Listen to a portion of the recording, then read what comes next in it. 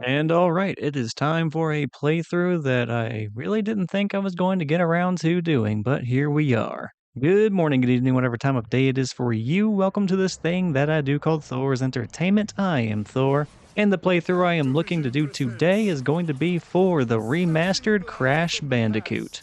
Now, I will not be playing the entire trilogy, well, at least not at the moment, I might eventually, but for right now, we are only focusing on the remaster of the original game, and that is available through the Insane Trilogy for Crash Bandicoot. Now, this is something I had been sitting on for a very long time, so long in fact that I kind of forgot that I even had it available. Back whenever I was still recording footage for the Batman Arkham Knight playthrough, I was kind of doing this on the side just to give myself a break, and I recorded a bunch of my gameplay for Crash Bandicoot just in case I ever decided I wanted to do something with it. But then I went pretty much immediately from Batman Arkham Knight to the Mortal Kombat franchise, and I've been playing that for a very long time. And then suddenly I remembered, oh yeah, I have a bunch of this gameplay from a long time ago, I may as well go ahead and do something with it, and here we are. But yeah, I will be focusing on the gameplay for Crash Bandicoot. Now, some of this is going to be out of order because I recorded it over multiple playthroughs, and you'll probably notice it as we progress, especially in the overworld, but it should not really impact your viewing experience very much. Like, you may from time to time see that I've already completed a level that I am playing through, but other than that, everything still should go smoothly as we're going to be going level to level to level all the way to the very end of the game. This video is going to be putting all the levels in order from start to finish, how you would probably be seeing yourself playing through the game if this was actually your first time playing through it, just with a few things removed in order to make things a little bit smoother for me. Otherwise, we would have a lot of gameplay to go through, which, well, we do already, but at least now we have less. Anyway, enough talking, let's go ahead and get into it and check out the opening cutscene for the game. But, Dr. Cortex, we haven't determined the cause of past failures. Moron! This Bandicoot will be my general, and he will lead my Cortex commandos to world domination. This time, I shall reign triumphant.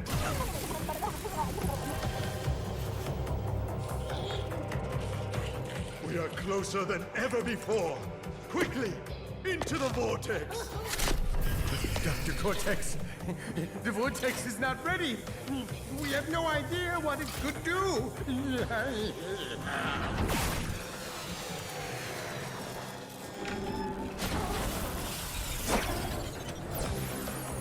Failure again.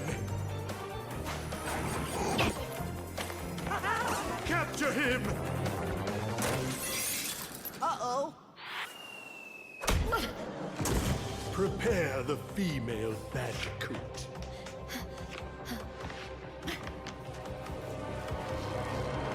Alright, so we get introduced to the main two villains of the game, our protagonist and his motivation to try and get back and save the other Bandicoots. So yeah, Dr. Neo Cortex is going to be our arch nemesis for this playthrough. And he was using regular animals and trying to turn them into his Cortex commandos for world domination, turning them into these humanoid versions of themselves, which, I mean, is only slightly less evil than real-world animal testing, so sure, why not? And we started off with the very first level in Sanity Beach. We got to see the cutscene where Crash wakes up on the beach, which you will see during your very first time playing this level regardless. And I will be taking my time on this level so I can get the gem. Now, the gems are one of two different collectible items that we are going to be needing in order to basically 100% this game. So yeah, you have the gems, and then you have the relics. Now, in order to get the gems, you have to break every single box or crate on the level. And you're going to be seeing me take my time with that here on the first one. Now, there are two different kinds of gems. I'll get into the difference between those in a moment. But as you can tell, this is my very first time on this level. That won't always be the case on other levels. And that's because there are some levels where you cannot break every single box or crate on the very first playthrough of it. Certain levels require you to come back and play through it a second time after you've met some other conditions. Now, that's not the case here. I can go ahead and get this gem. But in future levels, I won't be quite so fortunate. And in those situations, I'll just go ahead and skip over the gem and save that for towards the very end of the game whenever I go through my backtracking phase to go get the items I could not get the first time around. And whenever I'm on those levels for the very first time, I'll just go ahead and skip straight to getting the relic for that level. Now, to get the relics, you have to have already beaten the level once, and then you play through it again to initiate a time trial, which is basically just playing through the entire level again just like you did the first time, but you are going through it as fast as humanly possible and also trying to smash very specific boxes in order to freeze time, and then also save you a little bit of time. So as we play through the game, those are going to be the levels you see. The ones where I play through them to get the gem, and the ones where I play through to get the relics. Any level that requires you to play through it multiple times in order to get the gem, I'm going to go ahead and cut out the very first time because I don't think anyone wants to see me playing through the same level 3 times. I feel like 2 is already pushing it. I mean, it's my video and I probably don't even want to see myself playing through the same level 3 times. And alright, we just got the very last box for this level, so all I have to do is get to the very end without dying, and we get our gem. Oh, I take that back. There's one box right there I still have to get, but that's the last one. At the very end of the level, there's always that little holographic box that tells you how many boxes you've broken versus how many boxes are actually on that level. And if you got all the boxes, that holographic box goes away and is replaced by the actual gem. You pick it up, and then you exit the stage. But of course I did the one and only thing I said I could not do. I died. So I got backtracked all the way to the very last checkpoint, and now I have to break all those boxes again. Which I guess brings me to another important point, and anyone who's played Crash Bandicoot can vouch for this. You will probably die just an uncountable amount of times, like a bunch. And for the sake of making this video as watchable as I can, I will occasionally show the deaths, because they are kind of funny when they do occur. But I'm definitely not going to be showing all of them because nobody has time for that. I'm not that amazing of a Crash player and I definitely die a lot, so I'll reduce it to just a few between checkboxes. But don't worry, you're not just going to be watching non-stop deaths over and over again. We will be progressing this game at what I feel like is a reasonable pace. And alright, I stuck the landing that time, I picked up the gem, and I exited the stage. Although now, I'm going to be restarting the stage because I beat it once, which means the time trial is now available. And when that's the case and you start the level over again, you start back off at the very beginning of the stage, there'll be a little stopwatch on the side. The moment you touch that stopwatch, the counter begins, and you are racing to the very end of the track. Like I said, there'll be those yellow crates where it reduces the time, well, not reduces, it freezes it for a set number of seconds. That way in the end your time is reduced. But the idea here is you are trying to reach the end of the stage within a certain time frame in order to get a relic. And there are a few different levels of relics, like the blue one is the lowest relic you can get for the time that you achieved. But then you have gold, and then I think you have platinum or silver. It's a whitish looking relic. And I know whenever you play through the Insane Trilogy, the trophy for Crash Bandicoot's relics are that you get the relic for every single stage, but it has to be gold or platinum. Blue is nice and all, but it does not count for that trophy, so for this playthrough, every relic I achieve is either going to be gold or platinum. So I'm going to be trying to get those times as low as humanly possible, because to get gold or platinum, sometimes those times are really difficult to achieve. And here on level number 2, the Jungle Rollers, you'll see that the clock is already available, so you see I'm starting off by trying to get the relic. And the reason for that being that here in Jungle Rollers, this is one of those levels I was talking about earlier where you have to come back to it later on in order to get the gem because you can't possibly get all the boxes on your first playthrough. And the reason for that is you are going to need a colorful gem in order to do that. Which now I guess means it's time to talk about the two different kinds of gems. You saw in the last level that I got kind of a gray or silvery gem, and that is what we're going to be calling the standard or colorless gem. But then there are 6 other colorful gems, like a yellow one, orange, red, blue, green, and purple. And some of the other gems, like the one on this level, cannot be acquired because some of the boxes are not available to you until you get one of those colorful gems. Like in this level, I think it's the green gem. Like you may have seen that green diamondy looking platform back there a moment ago, that's not normally available. At least not until you have that gem. Like I mentioned in the intro though, I'm playing some of these levels out of order, so it's there now, but it wouldn't normally be. So just ignore that. So yeah, for this level, for the time being, I'm only going to be going for the relic, and then we will backtrack to this level towards the end of the game once we have all of the colorful gems, and then we'll get the colorless gem that represents this level. And the reason that we want all of those gems is because they are the key to an additional cutscene at the very end of the game. And it just would not feel right if we left that part out for this playthrough. So yeah, expect to see me going back for those gems, and expect to see the second cutscene for the ending. And alright, we breezed through the second level and got a gold relic, and now we're on level number 3, the Great Gate, and as you can tell, we are yet again doing another time trial in order to try and get this level's relic as well. Which means we're also skipping over this level's gem because just like in the previous level, this one has a gem that is not available to you until you have a very specific colorful gem. Now, I don't remember which color it is for this level, but just know that you need it, and we'll eventually be backtracking to this level as well. I'm essentially saving these backtrack levels until I have every single colorful gem, that way we do not break the order of the levels any more than we need to. So we're basically going to be playing up to the final boss, and then once we're at that phase, we'll take a break, come back to these levels, get their gems, do the boss battle at the very end of the game, and then go into the first cutscene, and then go into the second one.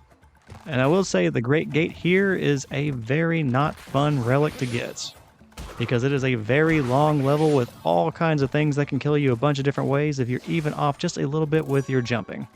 Now there are certainly a bunch of levels like that kind of fit that description, but the Great Gate is certainly among one of the worst ones. Or at least it is in my opinion, although it is also definitely not the worst. I'd probably put it towards the bottom of the worst levels though. You know what, now that I'm thinking about it, maybe just towards the middle, but it still feels like one of the worst. It's like this one, the Fortress, the Slippery Slope, the Lab, or not the Lab, Cortex Power. Now we're only on the third level, so a bunch of these names probably do not mean very much to you right now, but don't worry. They will. Keep note of those. I'll be talking about them plenty when we get there. Instead, at the moment, we are playing through the level Boulders, level 4, which might be one of the most iconic Crash Bandicoot levels by far. Because the entire level has the Indiana Jones related gimmick where you're being chased by a boulder the entire time, or a series of boulders the entire time. And you only get that rear view camera. You don't really get to see what's in front of you except for just a little bit of space at the bottom of the screen, and it is a lot of fun. And as a kid, I remember this level very vividly because it is kind of stressful the first couple of times you do it, but then suddenly it becomes a lot of fun. Although I do think there's at least one other gimmick in this game that's a little bit more fun that comes in 2 different levels down the road. But we will get there soon. Yeah, boulders though, very iconic, very fun. Well, at least it's really fun when you're not just inches away from getting squished by the boulder and then you find yourself accidentally jumping into a bottomless pit of doom. But surely that won't happen again. But even with that untimely death, I still say this level is a bunch of fun. I think it's only the second death I've had this entire run, so let's try to keep that streak going. And on top of that, we could actually get the gem the first time around whenever we play through this level. So yeah.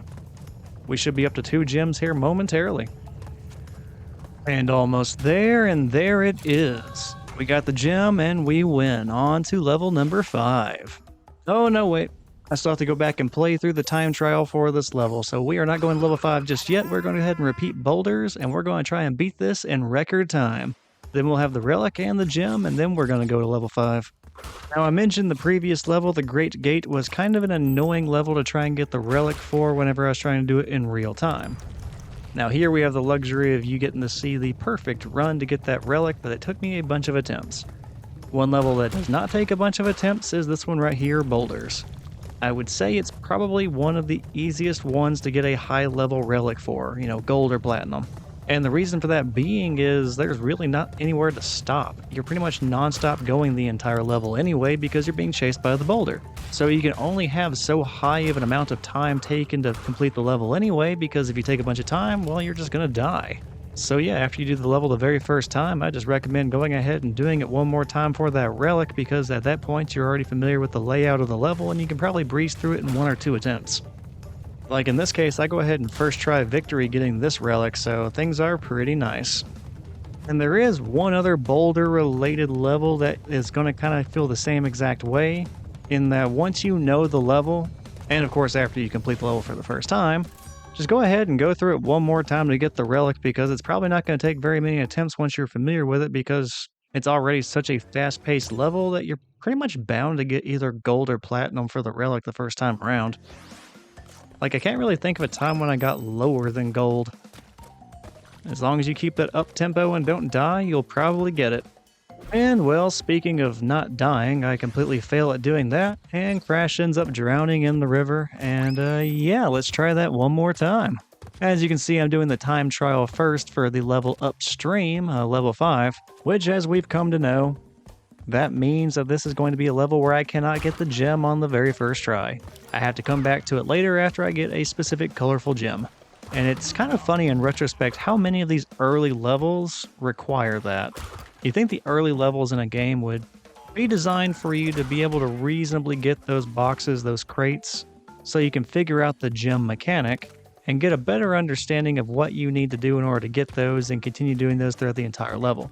Like so far, only the first level and the Boulders level have been able to allow the person to destroy all the crates in the very first try and get the gem.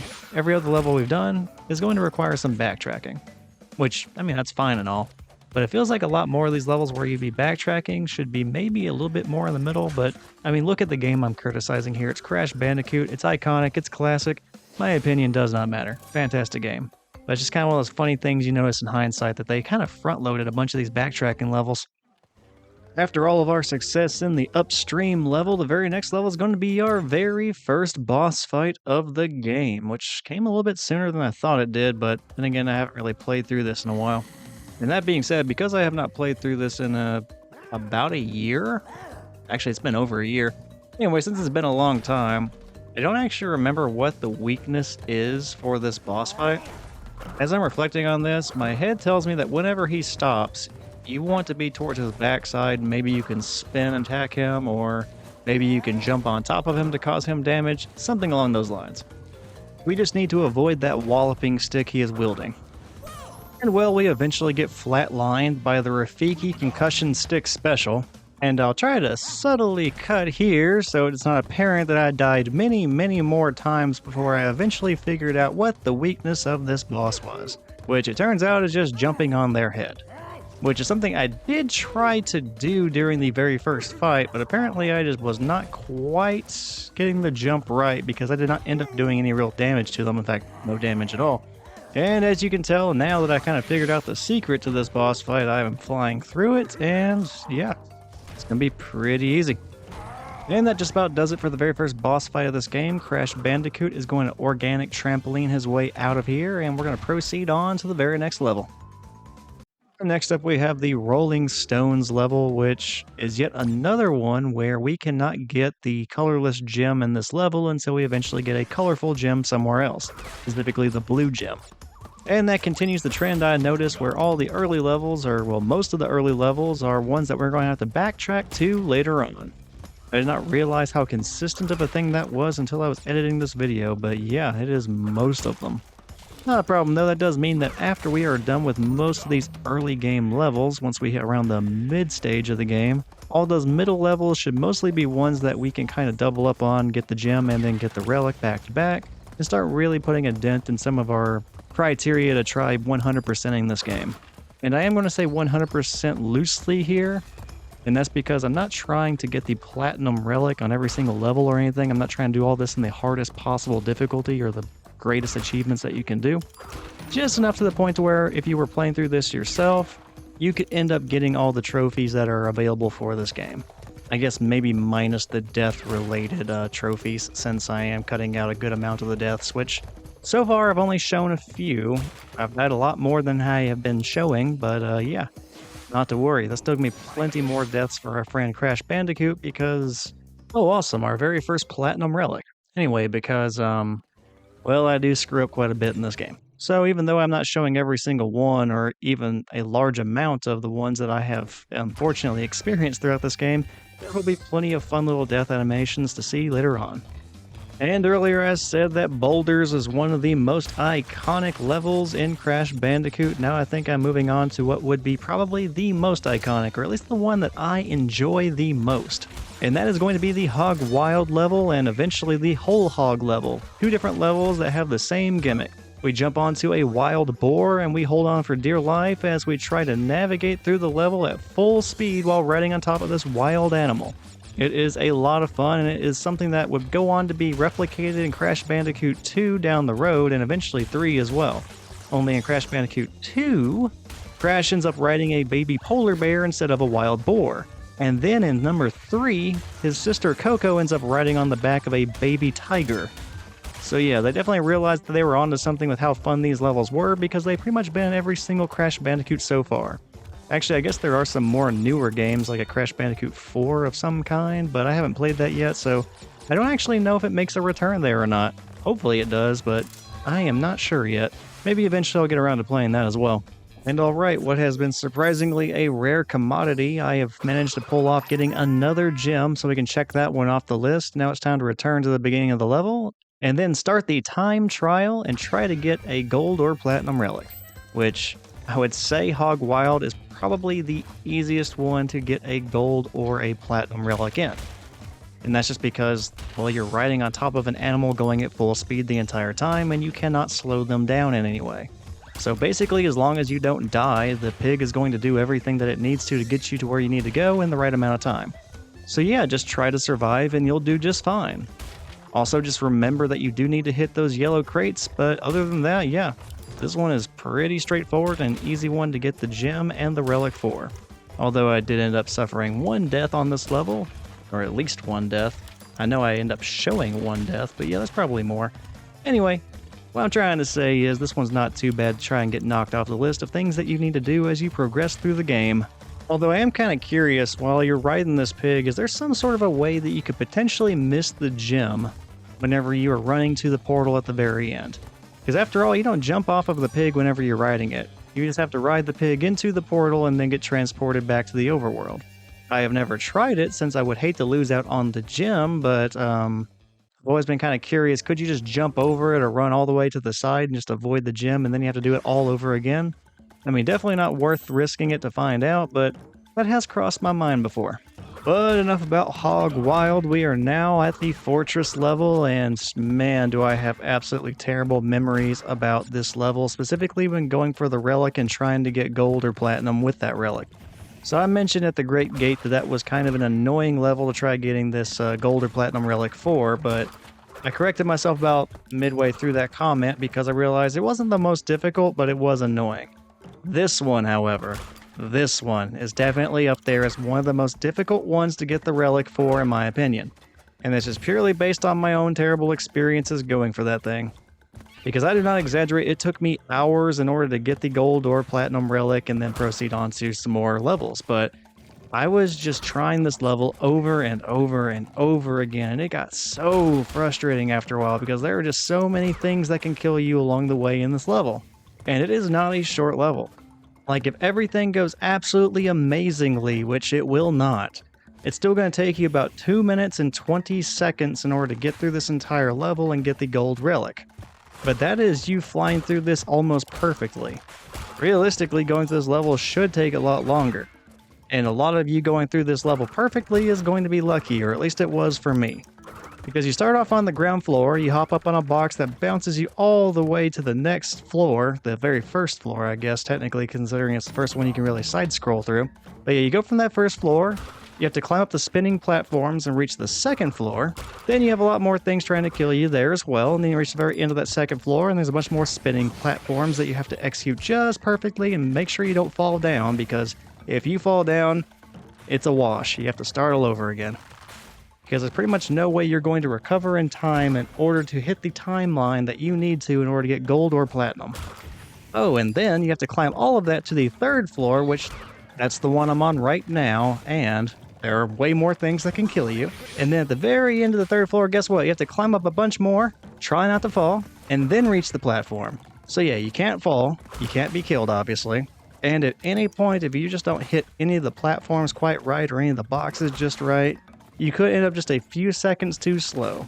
All the while just trying to survive, and you can't slow down too much because then you're just losing seconds. So you have to try flying through this as quickly as possible and without making any mistakes, and it's just not going to happen. Like, a bunch of times I would get to this point right here, spin these little logs, and then fall, and then have to start all over again, even though I was at basically the very end of the level. This is definitely one of the levels I believe requires the most amount of luck in order to get the relic that you need. Although I do say this is one of the most difficult, definitely up there, but it is not the most difficult. I am thinking about the one that is the most difficult right now, and man, I have to admit it's not even fun just remembering. But we will get to that. For now, I'm just going to enjoy seeing myself speed through this level and just think to myself, yeah, it definitely was not that easy in real time. But it looks really easy right here. Or, well, I guess at least it did because we are now past that level. And guess what? We're now on a level where I can actually get the gem. So we're not kicking off this level with a time trial. Instead, we're going to be going at the intended pace like you would be whenever you're first going through the level. And we're just going to be trying to get every single box along the way on this River of Doom. Which I don't know what it is exactly about these river levels, but I remember when I was way younger just having an absolutely terrible time with these levels. It's like this and like the Road to Nowhere style levels, which you'll see that eventually. Although as an adult, this is nowhere near as bad as it was back then. Still have moments where I screw up, but not nearly as bad.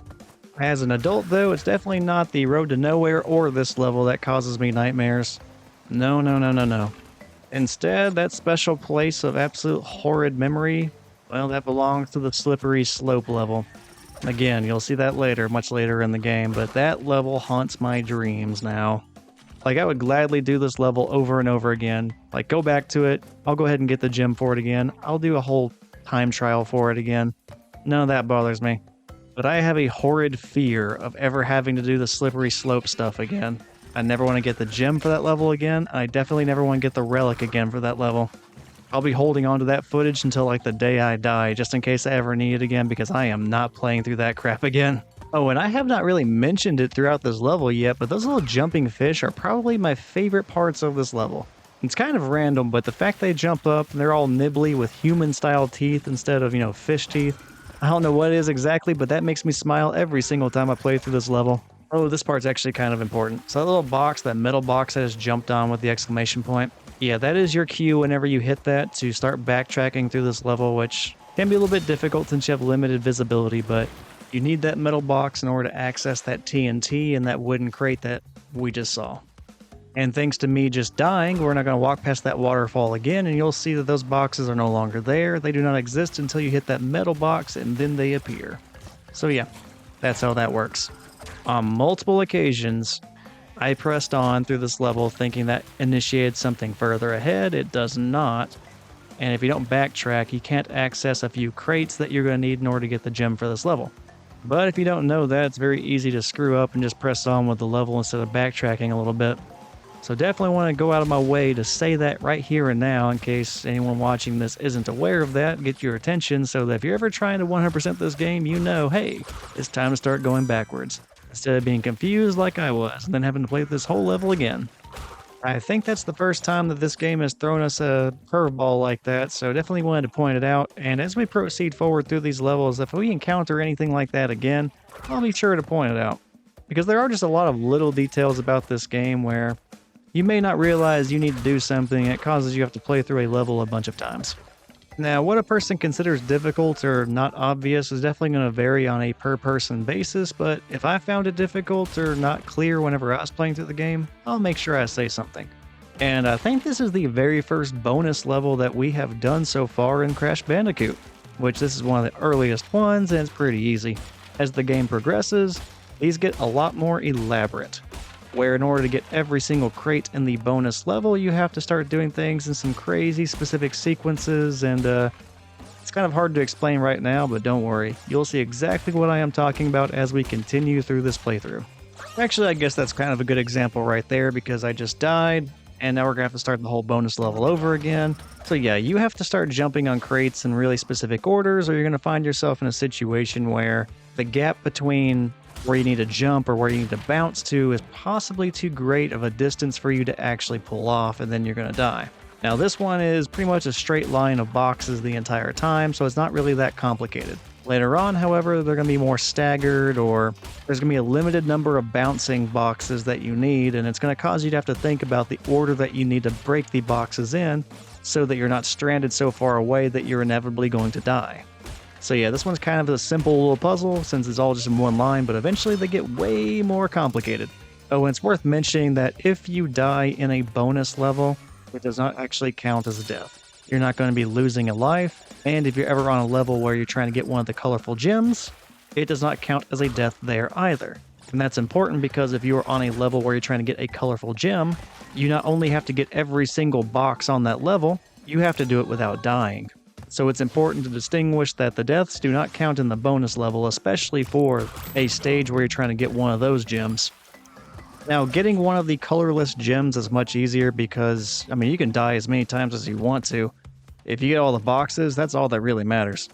But that is the distinction between the difficulty of trying to get a colorless gem and one that is colorful.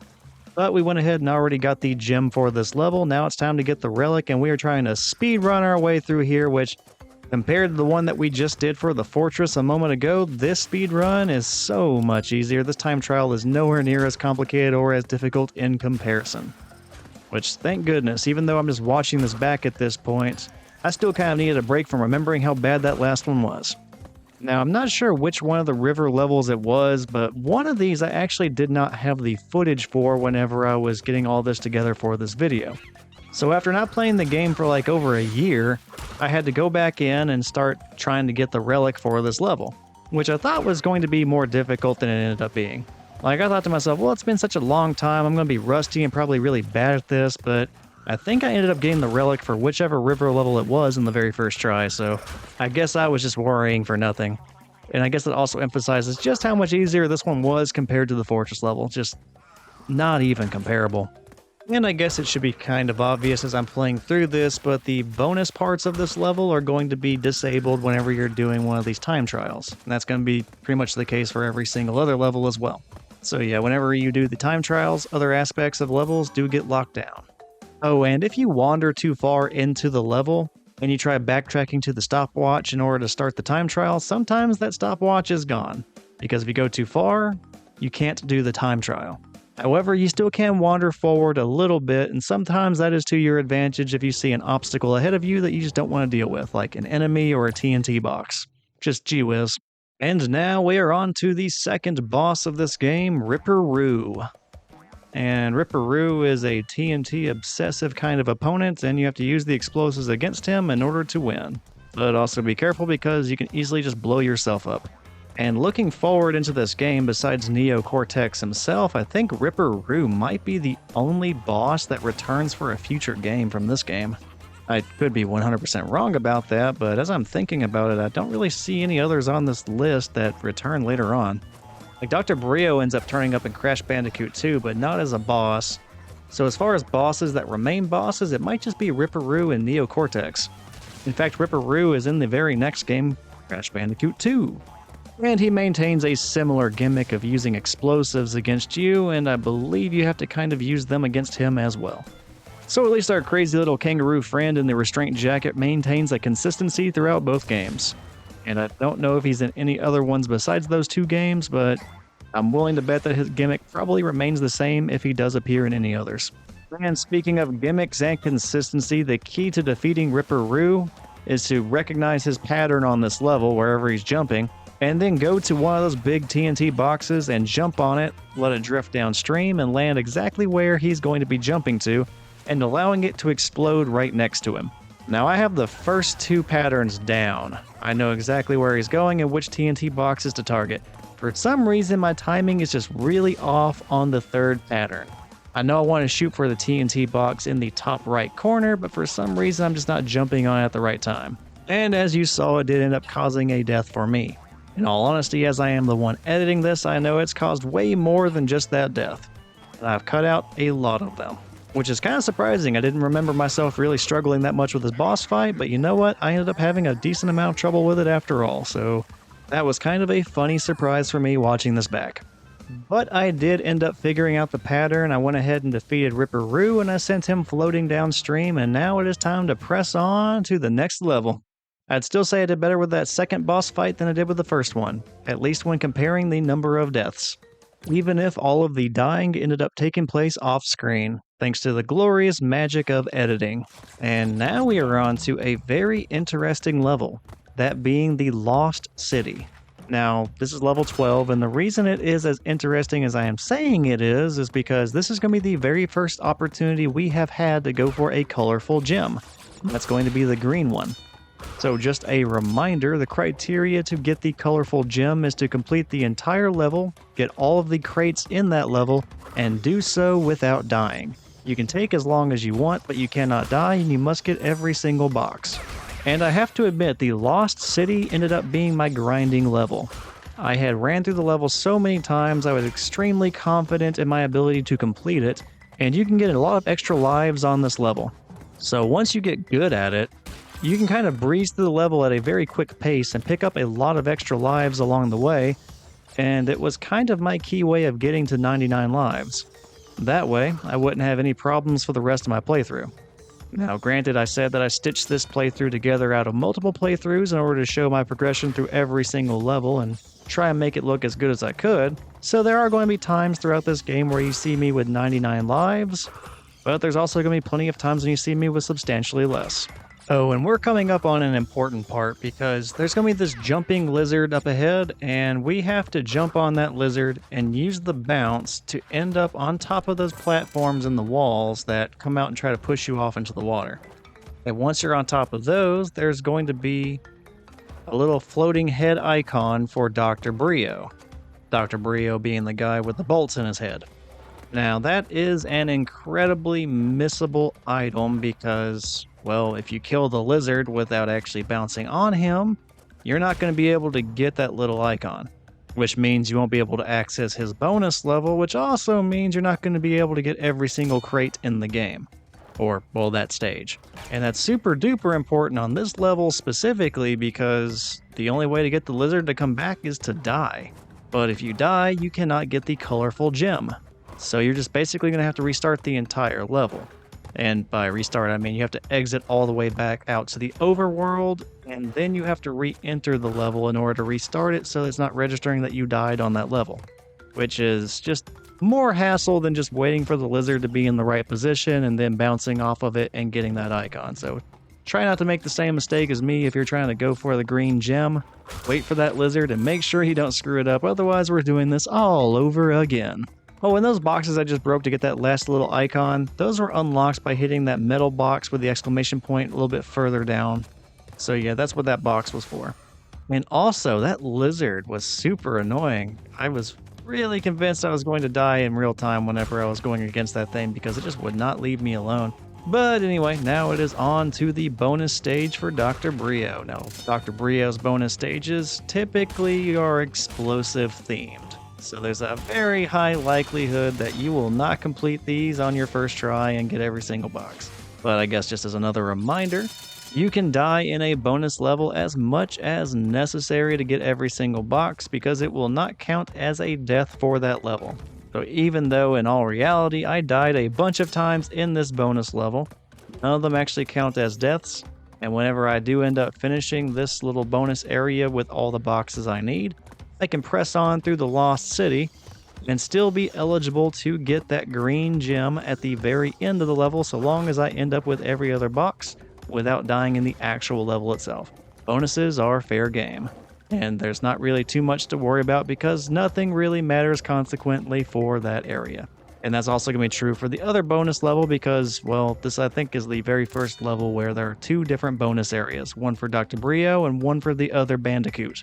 And don't screw this up, don't screw this up, don't screw this up, and alright, excellent. Anytime I have to bounce off of one of those jumping lizards in order to get a box tends to make me a little bit nervous because even though I've gotten really good at this level, historically speaking, this was one of the things I had the most trouble getting down whenever I was doing this, well, for the first time.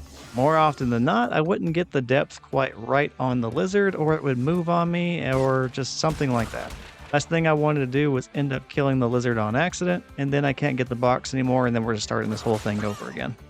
And okay, this is an awkward bonus level because of those bouncing boxes that we have to go in the middle of. There's some beneath us and some above us, and you're just going to get put in a situation where you are very rapidly bouncing between the two different levels. And if I'm being honest with you, I don't have a fantastic way of completing this bonus level and getting all of the boxes. The method that I found to work for me was to immediately start spinning the moment I went into the bouncing boxes, and more often than not, I would come to a stop on the bouncing boxes. Something to do with the interaction between spinning and bouncing causes you to cease. And from there, you can kind of do a better job of targeting which of the bouncing boxes that you want to take out next. Is that fantastic advice? Not really, and I'm fully aware of that, but that's what I was shooting for and what eventually worked for me. And you get to see that kind of going on in the background. So hopefully seeing that in this playthrough in some way may help you out. Now ideally, and I think I've only pulled this off once or twice, I've managed to get onto the very top of all the bouncing boxes on that second level of them. Now that took some crazy luck to make happen, so I highly doubt that that's going to work out for you, but maybe you're more skilled than me. But yeah, that was the method I was taking whenever trying to complete that bonus level, and this is a great example of how these bonus levels start to get way more complicated over time. And alright, the final obstacle is upon us. We have one more jumping lizard puzzle. We have to jump on him and hit that box above him, that way we can unlock the actual final box. And just like that, we have the green gem. And I'm going to go ahead and take a completely unnecessary risk of potentially dying just to go get some more fruit. Looking back on this, I should have just went straight for the portal and not even risked the possibility that somehow I screw up and fall to my death and lose that gem, but I definitely threw aside caution and just went for fruit that I did not really need. Oh well, that's alright, it all worked out in the end. Oh, that is a job well done, and that's the very first of the 6 colorful gems, and, well, hopefully the remaining 5 are as easy as that. But we're not done with the Lost City just yet. We still have to go back to the beginning and do a speed run, the time trial, in order to get a relic of either gold or platinum. Which I don't think I took too terribly long trying to get the gem, but even so, the time trial should go by much faster than actually getting that gem. And initially I thought to myself that the Lost City was longer than the Fortress level, but as I look ahead at the relic I got and the time it took me to get it, I might be mistaken. It may have just felt like this level was longer because it takes me substantially less time to finish this level than it did the Fortress. Granted, that may have something to do with the difference in obstacles, and this level may actually be longer just with obstacles that don't take me as long to get past, but I don't know. It's not exactly like I'm taking a tape measure to these levels, so it's kind of hard to say which one is truly longer. But at the very least, I can look at the time to complete this level, and I can say that I do finish it about 30 seconds shorter, 35 seconds shorter than the Fortress. And it is at this point that we are about halfway through this level. What I would like to do is point out some things about this time trial and just identify those as difficult aspects of this level whenever you're trying to speed through it, so I could give you some ideas of things to avoid or some tactics to get past some difficult parts. The thing is, this whole level is kind of difficult to speed through because there's just so many different obstacles. I mean, from an enemy standpoint, the bats and the jumping lizards cause you to really have to time whenever you're trying to run or jump through an area because they can easily run into you at any point and cause you to be reset. And then there are a bunch of different jumps that you have to make throughout this level that can result in your death as well. Oh, and also there's the walls, the ones that push out and try to knock you off the ledge. Trying to time those just right can be a little bit tricky because often what I found myself doing was being pushed to the end of the ledge and having to jump at the last second to kind of angle myself back onto the platform. Like, I wish I could tell you I have some excellent recommendations on how to make the time necessary in order to get the relic of either gold or platinum, but yeah, everything's out to get you and everything is trying to kill you, so all I can say is best of luck and run as fast as you can. In the end, that tactic works out for me, and I end up leaving this level with all the collectibles that we needed, and it's time to press on to the next level, the Temple Ruins. Now, as I returned to Crash Bandicoot over a year after I had initially played through the game and caught most of this footage, I did find that there were a couple of levels missing that I ended up needing to do over. We now find ourselves in yet another one of those levels, because whenever I was looking at the footage for the Temple Ruins, I found that I did not have the footage where I got the gem for that level. So similar to what I said previously about one of the river levels, I had to shake off the rust and then try to find my way through this level getting all the boxes in it, just so I could get that colorless gem and have the footage necessary to stitch all of this together. So while a lot of this footage is very old, this level specifically is one that I have actually done very recently, and we're getting to see what it was like whenever I came back to it. And I'd like to think that I did pretty good dodging all the snakes and the spiders and timing all the jumps with the platforms that collapse beneath your feet. Overall, I feel pretty good about my performance over a year after I had played the game previously. Although I am really grateful that this is still kind of towards the middle or the early part of the game, because some of those later levels, if I did not have the footage for those, they definitely would have been a nightmare to try and play through again all this time later. Plus, there's definitely a difficulty spike around the 20th level or so, it feels like, which we're kind of starting to get close to that point. Let's see here, we're in the temple ruins, and that's level 13. No, I'll say the difficulty ramps up around level 17, which should be Sunset Vista. Now, I have a lot of things to say about that level, but I'll wait till we get there. So far, we are having a deathless completion of the temple ruins, and hopefully it stays that way. You'll see I am taking my time with this one quite a bit, both due to the fact that I was rusty with the game and also just trying to make sure that I was not missing anything important. I mean, you've kind of seen it in some of the other levels, but some of the box placement, well, it's not super obvious some of the time, so getting those crates can require a little bit of paying attention. And that is certainly a statement that's going to be very true for this level specifically, and I'll show you what I mean when we get to the right point. But yeah, if you're not paying attention, you can easily miss some boxes on this level. Oh, right, and other obstacles I was facing as a person who had not played this game in a really long time. We have these platforms here that are just rotating around, forcing you to jump onto a moving target. We also have the bats flying through certain tunnels, and we also have a few walls that will... oh, how do I say this? They will slam together and try to squish you and make Crash paper thin. Yeah, that works. So yeah, even more obstacles that I had not faced in a long time, and I was making sure that I was doing my best to account for. Now, earlier I mentioned there was a part where you really need to be paying attention or you were going to miss some crates necessary to get the gem on this level, and here is that point. Now, you probably saw me staring at this and evaluating it, and that's because in real time I was not 100% sure what I was looking at, but I had a pretty good hunch. And where you saw that levitating fruit over absolutely nothing going into the dark depths where you would just assume you would fall and die, well, there's actually a path of boxes right there. They're just invisible until you step on them, and whenever you step on them, they are revealed. And you can follow those all the way to a platform that is just off screen otherwise, and there are a bunch of boxes there. Also, that path is made up of partially breakable boxes as well. And if you don't know that, you're missing out on a bunch of crates that you have to break in order to get the gem for this level. So yeah, just a heads up, this exists, this is a thing. This can cause you to miss out on those crates and have to play through this whole level again in order to get the gem. And yeah, here is my little shout out so you can avoid that situation. And at this point we are getting pretty close to the end of the Temple Ruins level. We just have to get past these rotating platforms, which I don't know if the original rotating platforms did this, but these specifically do collapse at certain points, so you cannot stay on them. Oh yeah, I forgot about this little platform that takes you to the next section. Anyway, so you can't just ride on those things the entire time and circle around the area to the platform that you need to get to. And I believe there's only 2 more instances of these rotating, collapsing platforms, and then we're clear of those. Besides that, though, we just have to nail a few jumps, avoid some fire, avoid a spider, and I think there's one more hallway where the bats and the slamming walls are, and other than that, we should be in the clear and get the gem and call this one done.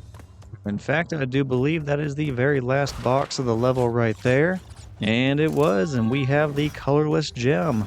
Cool, that was easy enough. Let's just go ahead and get through this hallway without dying, which should be pretty difficult to do considering I had a level 2 mask entering this hallway. So I have a lot of leeway with getting hit through this thing. And yeah, we are as good as done at this point. Time to press on to the very next level. Or, excuse me, I actually still have to do this time trial where I get to the end of the level within a certain span of time and get another relic in either gold or platinum. Just ignore that death and we'll go ahead and act like this part of the trial was the very first one and we got it in one try. No need to acknowledge my failure there. Now, unlike whenever I went through this level to get the gem, this part was recorded whenever I was still very familiar with the game and a lot more used to it, so doing this time trial should go a lot more smoothly and a lot quicker than what we were just watching because, well, for one, I'm not trying to get every single box on the level, and two, since it was back whenever I was playing this game a bunch, my level of caution going through this level is going to be a lot different. I'm going to be way more reckless in trying to fly through this as quickly as possible, so this part should not take long whatsoever. In fact, how long did this take me to finish? It looks like my final time for this level was 1 minute and 13 seconds, which is not bad at all considering all the obstacles we face along the way. Oh, and when I say this took me 1 minute and 13 seconds, that is the final time for the time trial.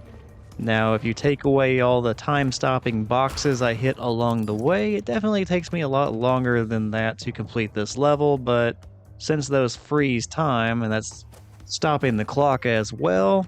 The final time that it displays whenever we finally get the relic at the end of the level is not truly how long it took us to get through the level, just what it counts. So yeah, a minute 13 is what it counts whenever we get the relic at the very end. And here we go, we are down to the very last few seconds, and we get through this hazard-filled hallway without any trouble. And yeah, a minute 13, and I guess we'll call it a minute 13 and a half. And we get another platinum relic, one of very few that we have gotten throughout this playthrough.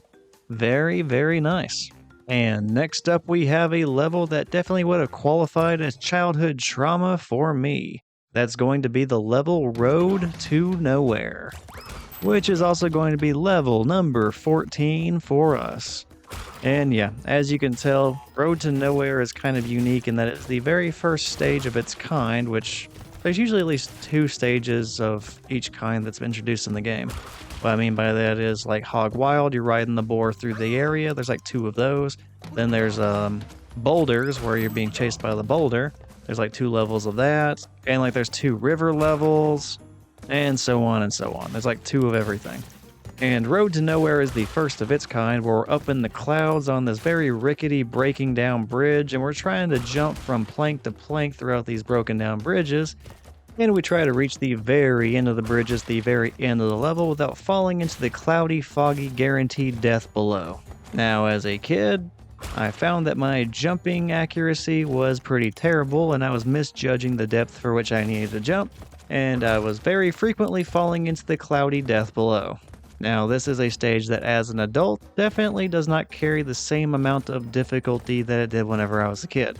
Plus, it helps whenever you know how to cheese this level if it comes down to it. This will be more relevant in the second level of this type, which is called High Road. We'll see that around level 24, but yeah, one thing that you can do if you're just really struggling with these jumps is you technically can land on the rope handles of the bridge, where you can jump up on top of that rope handle and kind of just tightrope your way across.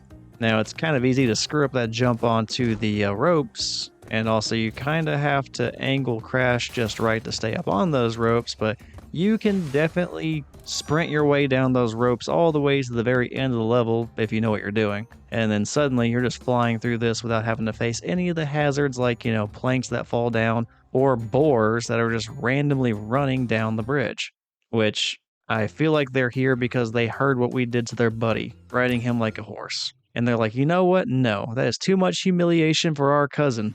I don't know what their cousin's name is. I guess we're going to just name him Bacon.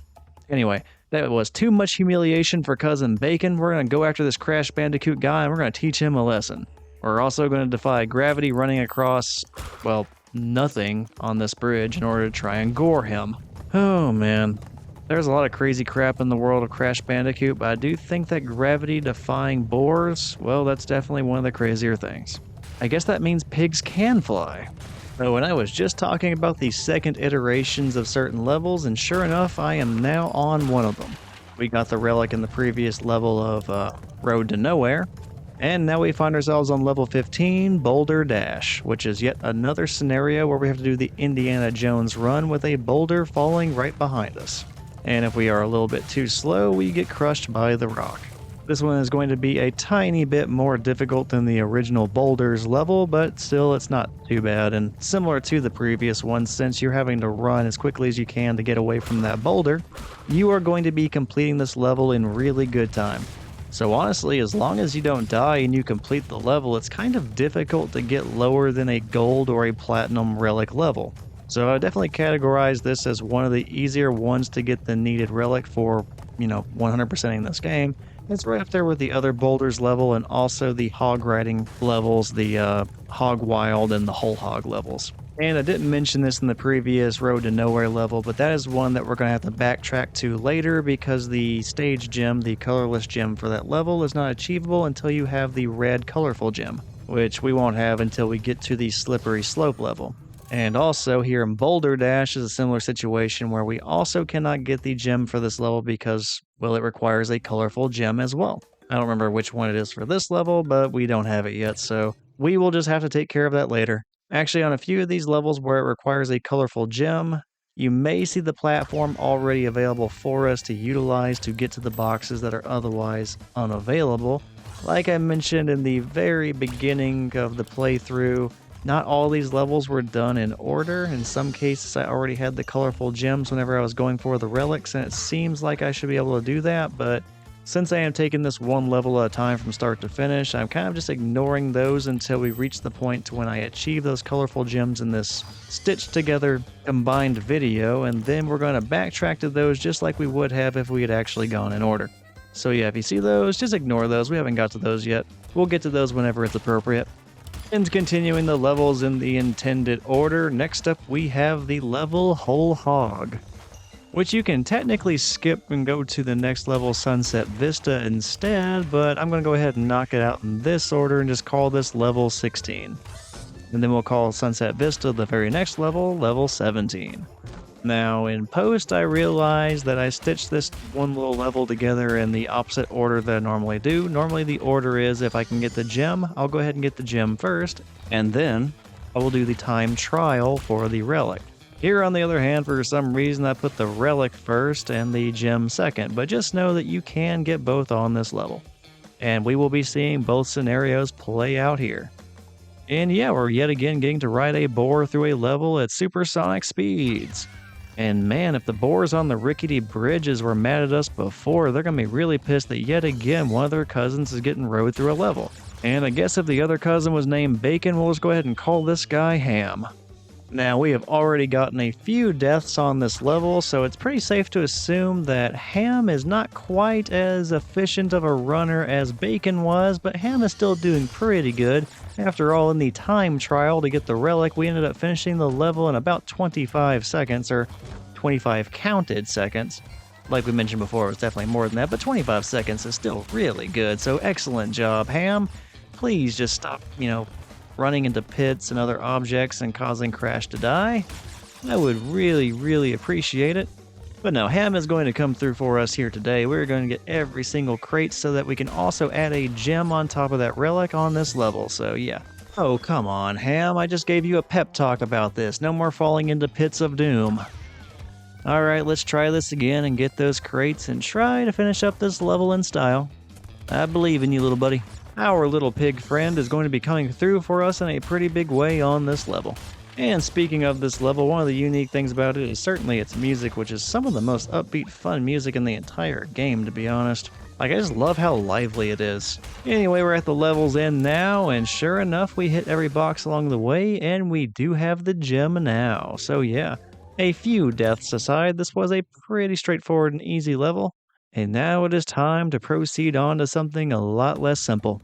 It's time to check out the Sunset Vista, which as we're going into the Sunset Vista, I'm now realizing I said something super incorrect at the very beginning of this playthrough. Now back in the beginning, I said that there were 2 collectible items that we were going to need in order to 100% this game and basically redo the steps it took to 100% the trophies for this game. What was incorrect about that was, well, there are more than 2 collectible items we need in the Crash Bandicoot remastered game. The other collectible item that we need and that I failed to mention previously, well, those are going to be keys. Now, the keys can be found on 2 different levels in this game, because there's only 2 keys in this game. And one of them happens to be here in the Sunset Vista. Now, in order to get a key, we need to unlock a very specific bonus level. Now, we're no strangers to bonus levels at this point. We've seen the one that is unlocked by getting the icons for the other Bandicoot. We've also seen the one that is unlocked by getting the icons for Dr. Brio. To get the key-related bonus level here on this level, we are going to need to get the icons for Dr. Neo Cortex. You can only really find those icons in this level and in the Jaws of Darkness level, which we will be seeing that a little bit later on. But yeah, we need to get all 3 of those, and they're pretty easy to miss in this level if you have never played through it before. Not to worry though, I'll be showing where those are in the background. But yeah, on top of getting all of the gems and also all of the relics that are either gold or platinum for every single level, we would also need these keys in order to get all the trophies for this game. Now, besides just trophy hunting, those keys are relevant because you need to get those 2 keys and all of the gems in order to get the additional cutscene at the very end of the game. So even if you do not care about trophies, if you want to see all the little cinematics for how this game ends, you are needing to collect the keys and the gems. Or at least you would need to do that if you wanted to earn the ending cinematic for yourself. If you don't really care about earning it yourself, just stick around, you'll get to see it anyway. After all, I am going to be concluding this playthrough with it. So yeah, the key to getting the key is going to be the bonus level for Dr. Neo Cortex after you get all of his icons. Now, the other reason you're going to need all those icons is because it's also how we're going to get some of the crates necessary in order to get the gem for this level. So playing through this level in the background for the very first time is going to have a dual purpose. We are going to be getting the key and the gem for Sunset Vista at the same time. So even though there are more collectible items in this level than in most, we're still going to be limiting it to just 2 playthroughs of this level. Which I am thankful for in hindsight because Sunset Vista is a very long level. In fact, I kind of commented on long levels before, but I'm pretty sure Sunset Vista is the longest. In fact, I'll go ahead and double check that, but I am basing that on the number of floors to this level and also the amount of time it takes to complete it, since I think the time to complete for this level is higher than any other, at least when looking at the requirements for the relic for this level. And okay, I did my double checking and yeah, I'm right. Sunset Vista is definitely considered the longest level in the game, at least when basing it off of the relic completion times. Like for instance, to get the platinum relic for this level, you have to complete it in 3 minutes and 41 seconds. And that's to get the very best relic in this level. So more realistically, you're probably going to be completing this level in a higher time than that because, I mean, you really have to be just about perfect in every aspect of a level to get the platinum relic, which, with as much stuff as in this level, I am definitely not going to be perfect when I finish it. And especially here where I'm just trying to get all the boxes and also get the key, and I'm not trying to fly through this level. Yeah, we're going to be here a long time, at least long time when compared to the other levels in Crash Bandicoot. Which, speaking of comparing this level to other levels in this game, at 3 minutes and 41 seconds, I believe this level has over a minute higher requirement for its platinum relic than any other level in this game. Like, I believe the next highest relic requirement is for the slippery slope at 2 minutes and 26 seconds for a platinum relic. Hold on, let me check that. Yeah, 2 minutes 26 seconds. So, yeah, it is a full minute higher than the next closest level. Which a full minute in Crash Bandicoot is a pretty long time on a level. This is definitely a massive one to try and complete. And thank goodness the creators of this game were not sadistic enough to make this level one where you were trying to get a colorful gem. Because adding on to the incredible difficulty and length of this level, we would then also have to complete it, get everything in this, area, all the crates, doing so without dying. Like, that is the kind of stuff that'll just make you give up on a game entirely. Like, that just sounds so frustrating. Mind you, still wouldn't be the most frustrating achievement I've ever tried to get in a game, but it would definitely be up there. Like, as far as just ridiculous achievements in games go that I just have not managed to get, I'd still put Final Fantasy IX as one of the more egregious ones, and very specifically with the jump rope requirement. Like, there is a mini game in Final Fantasy IX where you have to do jump rope, but eventually the pace of the jump rope gets so ridiculous that you are going to screw up and you can't keep up with it. Like, you would basically have to have some sort of computer assistance with getting that achievement because you have to get a ridiculous number of repetitions in order to get the trophy for that game. But I'm over here ranting about a completely different game than the one that I'm playing. The point being, I'm glad they didn't make this level more difficult than it already is, because that would just be one of the most infuriating things ever, because this was already a really challenging one to get all the way through, get the key, get the gem, and then get a gold or platinum relic level. And even though we were just talking about slippery slope still not being nearly as long as this, being shorter by what this game would consider a full minute for the relic requirement, I would still definitely consider slippery slope more difficult, and it's basically for the exact same reason we were just discussing. One of the saving graces of this level is the fact that there is not a colorful gem linked to it. So you can die pretty much as you need to in order to get all of the crates on this level. And then whenever you're doing your time trial for the relic, you're not really too worried about the deaths because at least you're not trying to get all the crates. You still have to blow through this entire level as quickly as you can, but at least you're reducing the amount of crap that you have to do. One level that does not necessarily give you the same luxuries is Slippery Slope, because there is a colorful gem linked to that level. So even though it is a comparable level of difficulty, at least on paper, I would definitely consider it much harder because on that one, not only do you have to get through the entire level without dying and in a good amount of time to get the relic, you also have to get through the entire level without dying and getting all of the crates on that level so that you can get the colorful gem. And keep in mind, it is a comparable length and difficulty to this one. It is just a nightmare of a level. And you'll get to see exactly what I'm talking about when we get there. So right now we are on level 17, Sunset Vista, and Slippery Slope is level 25. So yeah, we're less than 10 levels away, and then we get to do that comparison while actually going through the level. But enough about Slippery Slope, we're not there yet. We are at Sunset Vista, and right now we are on the very top floor of this level. And it is on this top floor that we will start finding the Dr. Neo Cortex icons. In fact, we already have one of them, and we died trying to get the second one. Fortunately, dying in this level does not take away any of the icons that you have already collected.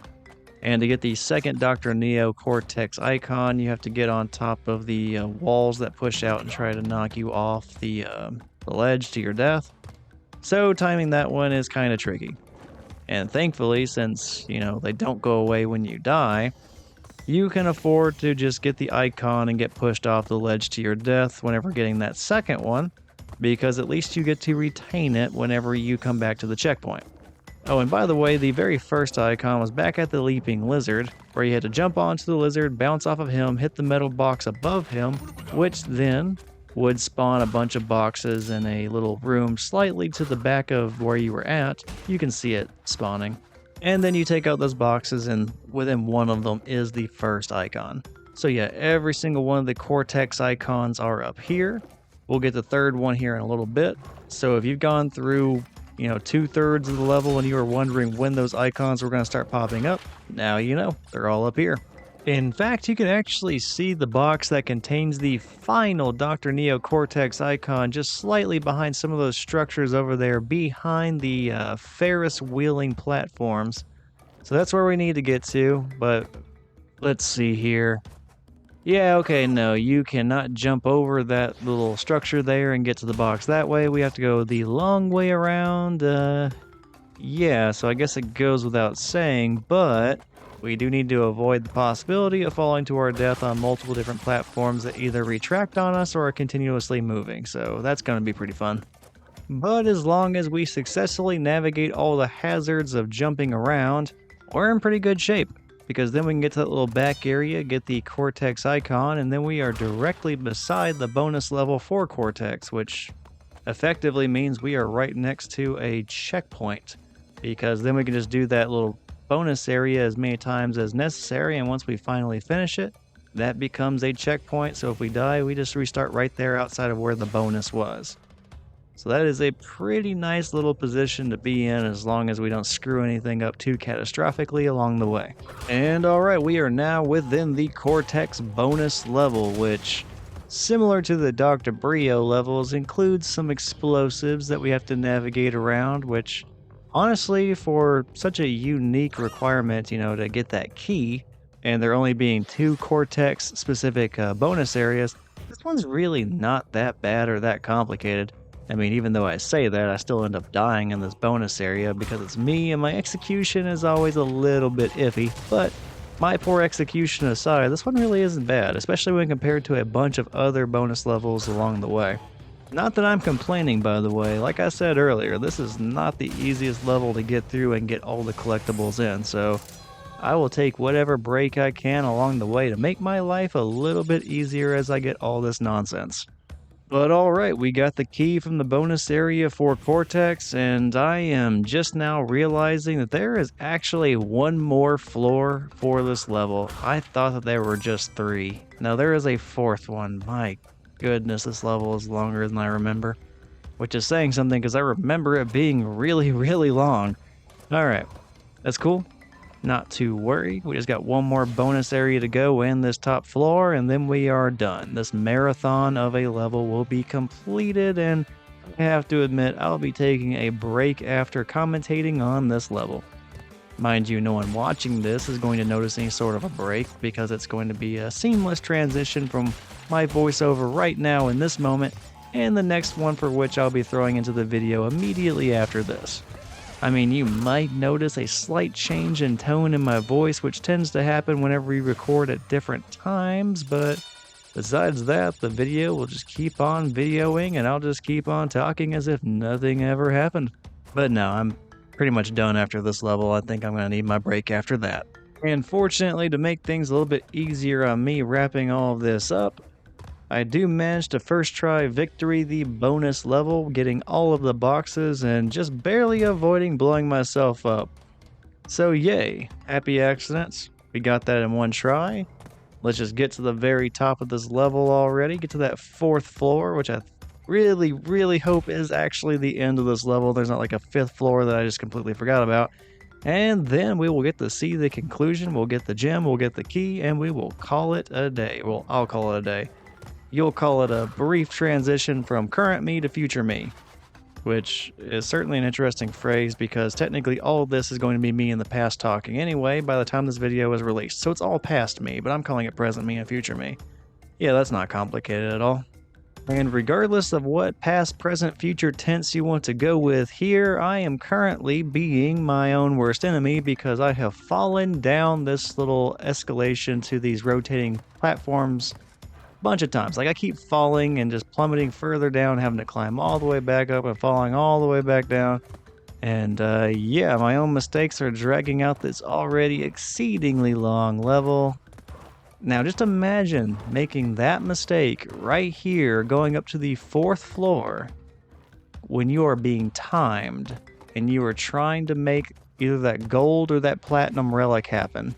Like, that is one of the most disheartening ways to lose the time trial that you could possibly imagine.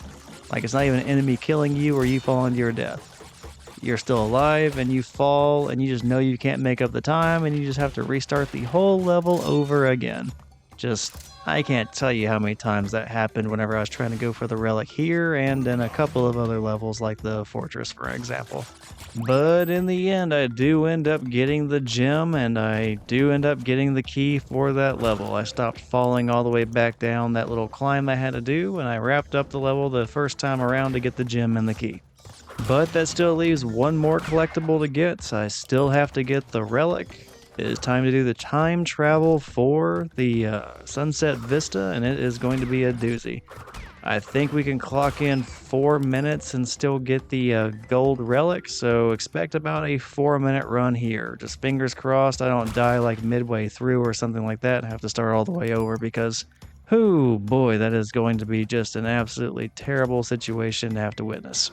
And I do absolutely love that I am pretending like this hasn't already happened, asking for fingers crossed and good luck as if I didn't already fail at doing this like 90 times before I finally succeeded and got that relic. But we'll just go ahead and pretend like that isn't the case because, yeah, I definitely failed at this probably even more than 90 times if I'm being completely honest. More than I could count, we'll put it that way. Like, I failed at this so many times, you just give up hope and you just want it to be over. Like, it's no longer even fun at that point. You just want to do literally anything else, and then eventually you finally get it, and it's just like, oh, finally, thank you. I can press on to some sort of an easier level where hopefully I never have to deal with this ever again. And it is that exact same mentality that makes me approach Sunset Vista in a very similar way to Slippery Slope, where I will probably never delete this video. out of fear I will need it again someday. And I do not ever want to have to play through this level to this degree ever again. And alright, I am back from my break and I am feeling refreshed. Let's go ahead and continue with this time trial for Crash Bandicoot. We're about halfway through this level and making a pretty good time, but we still have a little bit of a ways to go and some time to kill. So I guess I did mention something a bit earlier in this playthrough where I said that I did not think that this was one that I was going to do. And the reason I did not foresee myself doing videos on a playthrough of Crash Bandicoot was mostly because I had forgotten that I had done it. But when you look at some of the other playthroughs I've done, like with Batman Arkham Knight or the Mortal Kombat story modes, there is a decent story and a lot of dialogue going on. So there were plenty of things to dissect in those stories. Now with Crash Bandicoot, as fun as it is to play, there's not really an elaborate story going on. We had the initial animal testing, and we saw that there was another Bandicoot being held captive, and then we have Crash Bandicoot making his escape and then trying to find his way all the way back to the tower so he can rescue his counterpart. Outside of that, there's not really any talking or any other explaining of things going on. We're just going from level to level and trying not to die. So without there being a really grand story to talk about, I was kind of hesitant to do this because that meant I was going to be pretty much doing non-stop talking and carrying the playthrough on my own from a dialogue standpoint. But I would say mostly the reason I didn't think this one was going to happen was because I had forgotten about the footage, which is kind of a funny thing to think about because when I did find it, I realized I had about 70 gigabytes worth of footage that I could go through in order to get this playthrough together. So it wasn't like there was just an insubstantial amount of gameplay, so it was easy to forget about. Like, there was a lot. And then I discovered it again, I'm like, oh yeah, I should really do something with this. I guess another thing that is kind of noteworthy about me playing through Crash Bandicoot and then turning it into a video or videos that I upload is that this is going to be the very first video game that I have done that was rated E for everyone. Every other game that I have done so far was rated M for mature. Now that is not an indication of any kind of a change that's going to be happening for the videos that I do. I can pretty much play any game that I want as long as I find it entertaining. But I just thought it was kind of an interesting switch because most of the games I've been playing have been incredibly violent. Although I guess in a way Crash Bandicoot is still incredibly violent, just not really bloody or gory, just more comical, because Crash can die in some pretty horrific ways, but they tend to turn it into a joke. And alright, Platinum Relic, very nice.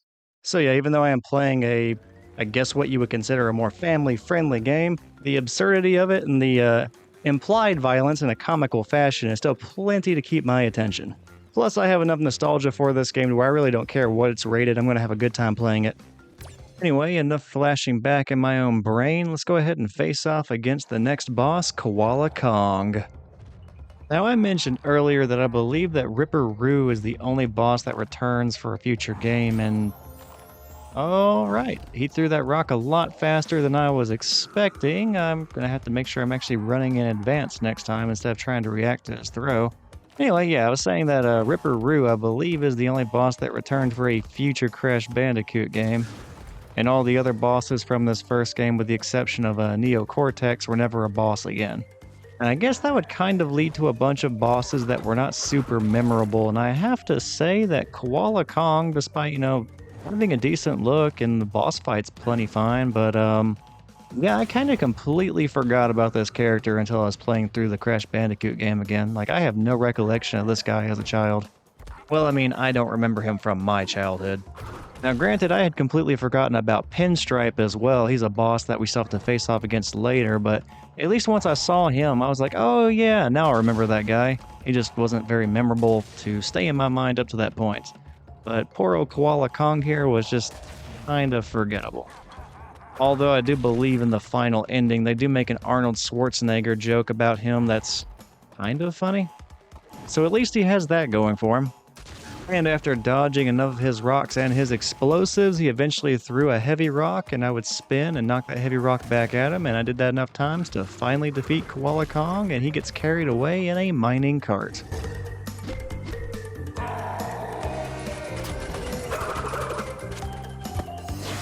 We'll just go ahead and call that a job well done, and we'll go ahead and close up this boss fight and head on to the next level. And in addition to going to the very next level, we will also be going to the very next island, which I believe is going to be the very last island.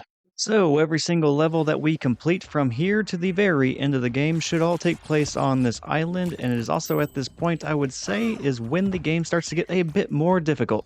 Oh, and if you're wondering what happened there, I did not mean to get that stopwatch, and I realized it after I'd already, picked it up. So since I actually want to get the gem on this level and not go for the time trial, I figured I wouldn't waste any more time and just immediately run off the ledge to my death and restart the level. That's what that little awkward looking interaction was. Anyway, I was talking about difficulty enhancing in this area. Now, there were definitely difficult levels prior to now, but they were fairly well spaced out, and overall I would say most of the levels up to this point really were not that bad. And I would say overall the levels here on this third island are definitely more consistently difficult than the levels that we were facing prior to now. And that may also be just a bias based on my own personal experiences, but I think there is some truth to it. Like, I remember when I first got to this island, it was on this exact heavy machinery level when I just found myself dying non-stop. Like, I really was not ready for the difficulty curve at the time. So I was playing kind of reckless as a result of being unprepared, and it resulted in a lot of deaths. Also, for some reason, I kept thinking that the frozen pipes were going to kill me, but in fact they can be used as platforms, so yeah, just a lack of familiarity all around. So yeah, just not knowing the hazards, not knowing the level, and being a bit reckless as I was playing through the level, it definitely presented the biggest learning curve in Crash Bandicoot for me at the time. And perhaps that experience has just stuck with me, and I think that this is the point when the game starts to get harder. But I also don't really think it's entirely in my head. After all, the levels around this island are much, much longer than the previous ones. Like, even here in Heavy Machinery, I'm pretty sure it's a 3-floor level. You start off on the top, then you go to a middle level, and then you go all the way down to the bottom level. And I think that's the last level until you reach the very end, which I think you have to do a jumping portion at the end of the level as well, so you're kind of reaching another floor there too, but I'll just call it 3 levels. So yeah, it's kind of a lengthy one, and I'll wait to talk about it whenever we get to the next few levels, but there are also some gimmicks in them that make them kind of lengthy as well, depending on how you're approaching it. And I have to admit, because this level is as long as it is, I'm kind of creeping through it at the incredible speed of watching paint dry, because there's a lot of things that can kill you on this level, so I'm not really in a huge hurry. Not to worry though, whenever I go for the relic for this level, it's a completely different story. Whenever that's happening, I fly through everything. And I'm trying to think to myself whether or not this video was recorded over a year ago, or if this is one of the videos I had to re-record recently because it was missing from all the other collections of recordings from when I got the gems and the relics. Now, seeing myself go as slowly as I am through this level makes me think that it was probably a recent recording, because whenever I finally came back to the game to finish up all the videos I needed for this larger video, I was not nearly as familiar with the levels as I used to be, so me being cautious would make sense. But at the same time, I don't really remember myself playing through this specific level again, so maybe, just maybe, this was also one of the old recordings and it's just one of my more hesitant and cautious approaches to a level. I don't know, it's kind of hard to say. Although it is kind of funny seeing myself die, even when I'm taking this as slowly and cautiously as I am. Like, I'm just creeping through this and somehow still, just inching forward through the level at a snail's pace, I still managed to find myself dying. So, yeah. Even all that extra effort didn't necessarily mean I had a higher probability of surviving the entire level, so oh well. Hopefully that's the last time I die, but maybe not. We will see. At least we are getting a break from the real potential of dying in this bonus level. Since even if you end up dying in this level, you just start over again, it really doesn't count against you in any way. But even though there are no real stakes in the bonus level, I'd still like to complete it in one try and just kind of save myself the time. We already had to backtrack once due to a death, it'd be nice not to repeat this bonus level more than once. Which this one isn't too bad, all you gotta do is just bounce on the boxes and break them in sequential order as you progress to the end of the bonus level. So as long as you time your jumps just right and make sure that you're not bouncing on a box any more than absolutely necessary and progressing to the next one, you should be fine. And with that bonus level out of the way, that means that now becomes a checkpoint, so even though we do not want to die anymore, mostly because we just want to save some time and not have to backtrack anymore, even if it has to happen, say I do die, at least I don't have to go back as far anymore. And we can now continue to press on. We're going to be heading down to the bottommost level, or at least I think the bottommost level of this level. It's a lot of times saying level. Bottommost floor of this level. That sounds better. And then once we were all the way down here, we pretty much immediately found another checkpoint box, so that previous bonus level becoming a checkpoint kind of doesn't have any real purpose anymore because we just had to walk like 5 feet and then there's another checkpoint, which now makes me think that bonus level becoming a checkpoint and then it becoming immediately replaced by the very next one because it was placed so close to its competition. We have just sent it into a crisis. Like, it no longer knows what its purpose in life is anymore. Like, why was it ever set up to be a checkpoint if we were just going to be immediately moving on to some other checkpoint, the newest checkpoint? And it is during this existential crisis for that bonus level checkpoint that it then begins to go down some dark, dark paths. It may never truly recover, all because Crash Bandicoot just completely left it behind for some other checkpoint like 5 feet away. If only the game designers had realized how big of an issue this was, how this was going to cause the previous checkpoint just fall down a spiral of jealousy. And then some self-hatred on top of that. No, the humanity for the checkpoints. It even had to watch Crash die twice and then use that checkpoint 2 separate occasions when it didn't even get used once. It's truly, truly going to go into a furious rage over this occurrence. As you can tell, I'm kind of running out of things to talk about on this level. Let's just continue briskly on.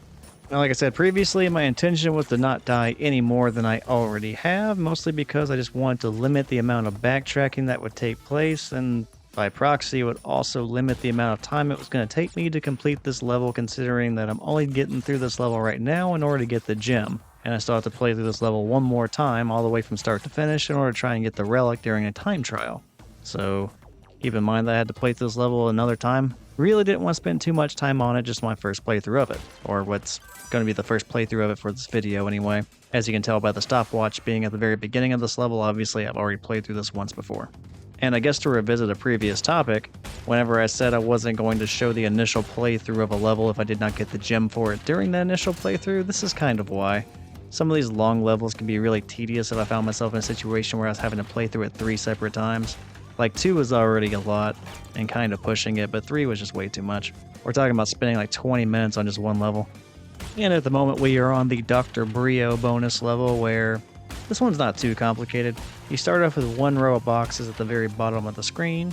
You bounce your way, breaking those boxes all the way from left to right, and once you get all the way to the right, there's going to be a middle box with an exclamation point. You bounce on that, and then once you do that, what was previously just a bunch of outlines of boxes in the middle row then turn into real boxes. You jump up to those and bounce your way all the way from right to left this time, and then you end up doing the exact same thing, reaching another metal checkpoint box, which then turns the outline of boxes at the very top of the screen into real boxes. You bounce all the way across from those from left to right, all the way to the very end of the bonus level, and then you are done. Not a very complicated one, but if you don't time your jumps right, or the distance right, I mean, you can fall and die and have to start all this over again, which fortunately we don't, because it really sucked to get to that 3rd row and be almost done, screw it up, die, and have to start all that over again. That definitely didn't happen. I didn't just remove it entirely from this video so no one had to watch it. That would just be super unfortunate. And alright, we are doing the final climb of this entire level. We just have to get through this little bouncing part, make sure we get all the boxes on the way up as we jump on these little trampolines. And then finally, the very first iteration of us going through heavy machinery will be over. We'll collect the gem, and then I'll go ahead and initiate the second playthrough of this level in order to get the relic, which will go by much, much faster because I'm not really going to be worried about showing you any of the failures whenever it came to getting that relic. I am mostly going to be focused on showing the success, which means we should have a playthrough from start to finish, me just speeding through the level, not dying once, and then also not really hesitating for anything like I did the first time, because we have to get that done within a specific time frame. So even though this is a long level and took a while to get through it the first time, getting through it the second time should be much, much faster. Now, ideally, we'll get this entire thing finished up in under 1 minute and 50 seconds, which you should be able to reasonably do if you get through the entire level without dying and you hit all of the little time-stopping boxes. Besides that, though, I guess a little bit of advice I can give on this level is that one of the slowest parts of it that will slow you down will be the platforms that carry you down to the next levels. I believe there are 2 of them, one to take you to the middle level and one to take you to the bottommost level. Now, the slow part about those is just riding those all the way down to the next level, when in all actuality, you do not need to ride those platforms because they're just going straight down. And since they're going straight down, you could just run off the platform and let Crash fall all the way down, and then he'll hit the bottom or the middle level faster than the platform is going to be going downward. It wouldn't seem like that would save you a bunch of time, but it does cut things down, so if you're cutting it a little bit close whenever you're trying to go for gold or platinum, that should help you out a decent amount on this level.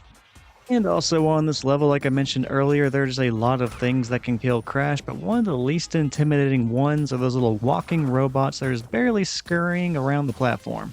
Like, they kind of look like an off-brand Doctor Who villain, and it can just barely move around, so you wouldn't think it'd be too much of an issue, and in all actuality, it really isn't. However, this did take me multiple attempts to accomplish both getting the gem and getting the talisman, or the relic, excuse me. But somehow, occasionally, I'd still find myself running right into them and dying because I just waited too long to jump, and that's one of the most embarrassing deaths I can have on this level because it's the least intimidating enemy on this level. Like, by far, it is the one thing I think is the least likely to kill you, and sure enough, I have a few deaths due to them. It's kind of funny how things work out sometimes, and kind of embarrassing on my part. And alright, we managed to make it to the end of the level, and even though I missed a few of the time-stopping boxes, I still did just enough with a 1 minute 49 second time to get a gold relic. That's good enough for me to get the achievement, so we're going to go ahead and press on to the next level. Enough time spent on this one. And the next level that we are going to be tackling is the Cortex power level. Now, this one is kind of sort of unique because it's one of the few levels that requires you to backtrack into different areas. Instead of it being a side-scrolling level like some of the others, this one is definitely from the perspective of a third person, and you're having to go forward and backwards.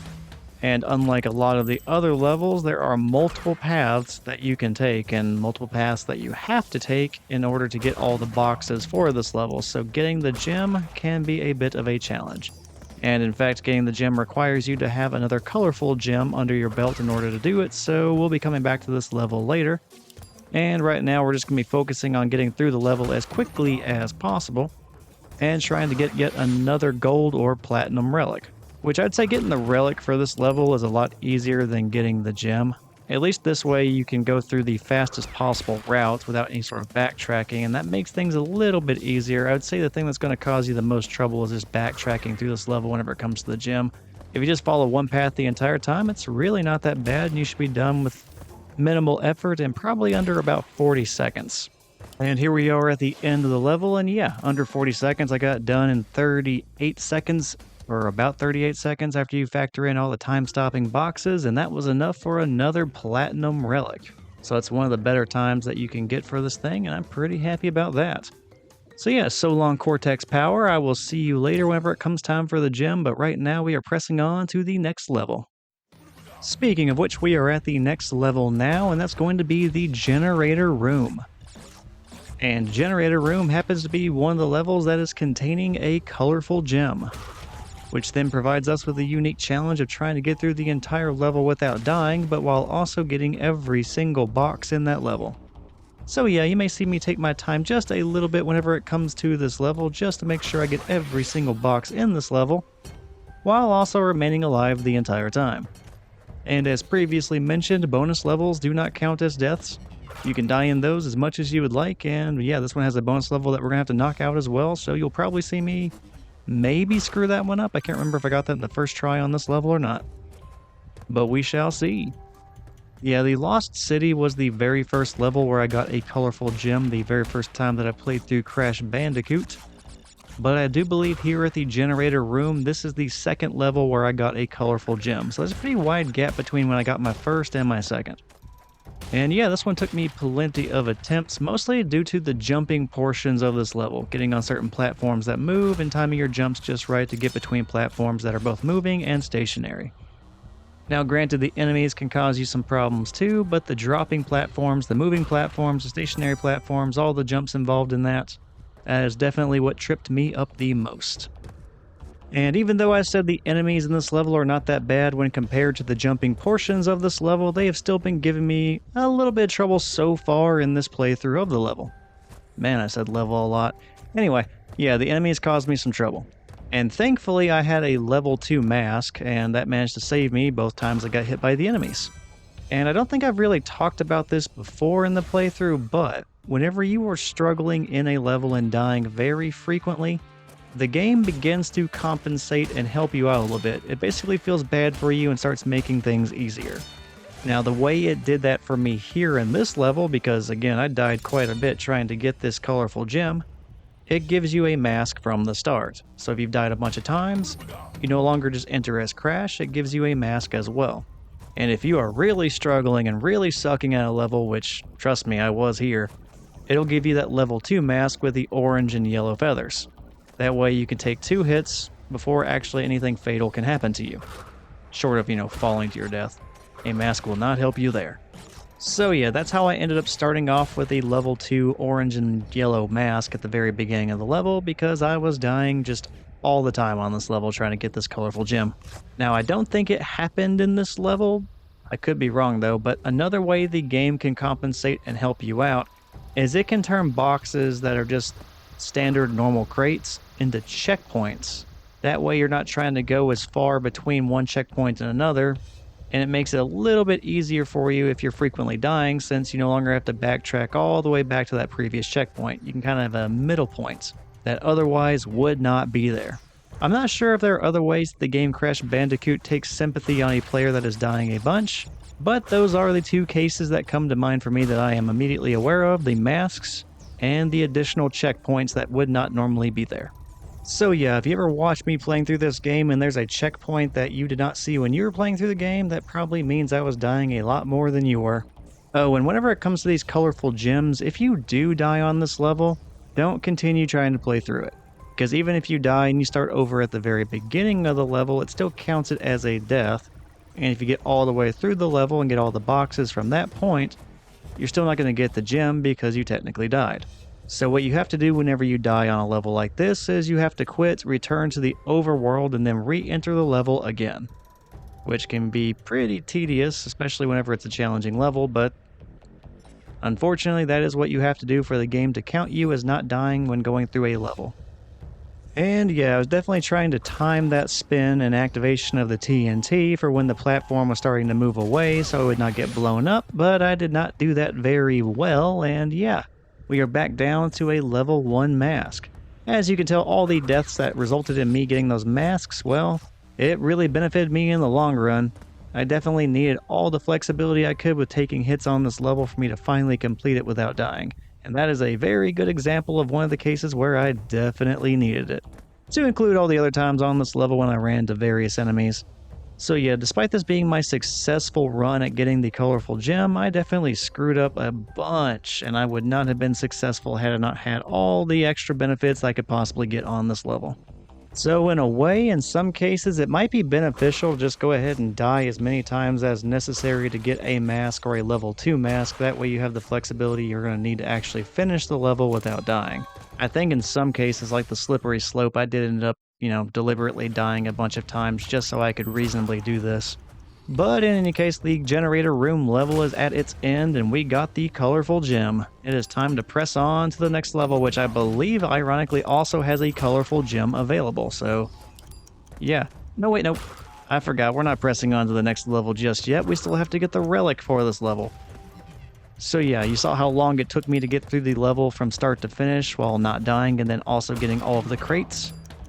Now it is time to completely throw that out of your mind and see me just fly through this level very quickly in comparison. Which so far we are flying through the level at the pace that we're going to need in order to get that relic. We're just going to go ahead and ignore the fact that I died very early on in my very first attempt to get this relic. Like I died maybe 3 seconds into the level and then had to start over again. Yeah, just ignore that and we're doing great. We'll just pretend like that never even happened, and oh man, look at the time we are getting so far. So far, so good. I have not done this, but I'm kind of curious to see what the biggest discrepancy in time is between whenever I'm going for a gem versus when I am going for a relic. Because going for a relic is, a very fast process. You're just running from start to finish as fast as you can, getting those time-stopping boxes, but that's basically the only distraction you're going to have, and your times are always going to be super low as a necessity. Now, whenever you're going for the gems, especially the colorful gems, due to the fact that you're trying to not die along the way, you're adding several minutes to your completion time for those. So I'm kind of curious which level has the biggest discrepancy in time from how fast it was for you to complete it getting the relic versus how long it took you to get the gem. Because I'm thinking like maybe something like the slippery slope. I keep referencing it, but man, that's my best example. I'm imagining something like that has at least 5 extra minutes on it for getting the gem versus whenever you're getting the relic. I don't know if I'll do this, but I will consider it. but I may go back at some point and check out those times and see which level was the biggest difference, which one was the most challenging from a time completion standpoint between getting the relic and getting the gem. That could end up being a fun topic to discuss whenever we finish up the game and we let the credits roll in the background, so yeah. I think I may do that. Stay tuned to find out. But anyway, now we finally did progress on to the next level, that next level being Toxic Waste. And as advertised on this level, there is a colorful gem. It looks like it is going to be the blue one. So we need to get through this entire level again without dying, but also getting every single box along the way. Which this is not a very crazy long level, but there are a bunch of obstacles and it took me a little bit of time to get used to them. Like literally the timing was something to get used to, jumping over certain barrels. It was also going to be bouncing barrels that you have to run under instead of jump over. But I'd say this one really isn't that bad. I'd put it on the lower end of difficulty when it comes to levels that require you to finish them without dying. And I know you can really just breeze through this level in order to get the relic whenever you have the timing for everything down, which we'll get to see that here momentarily.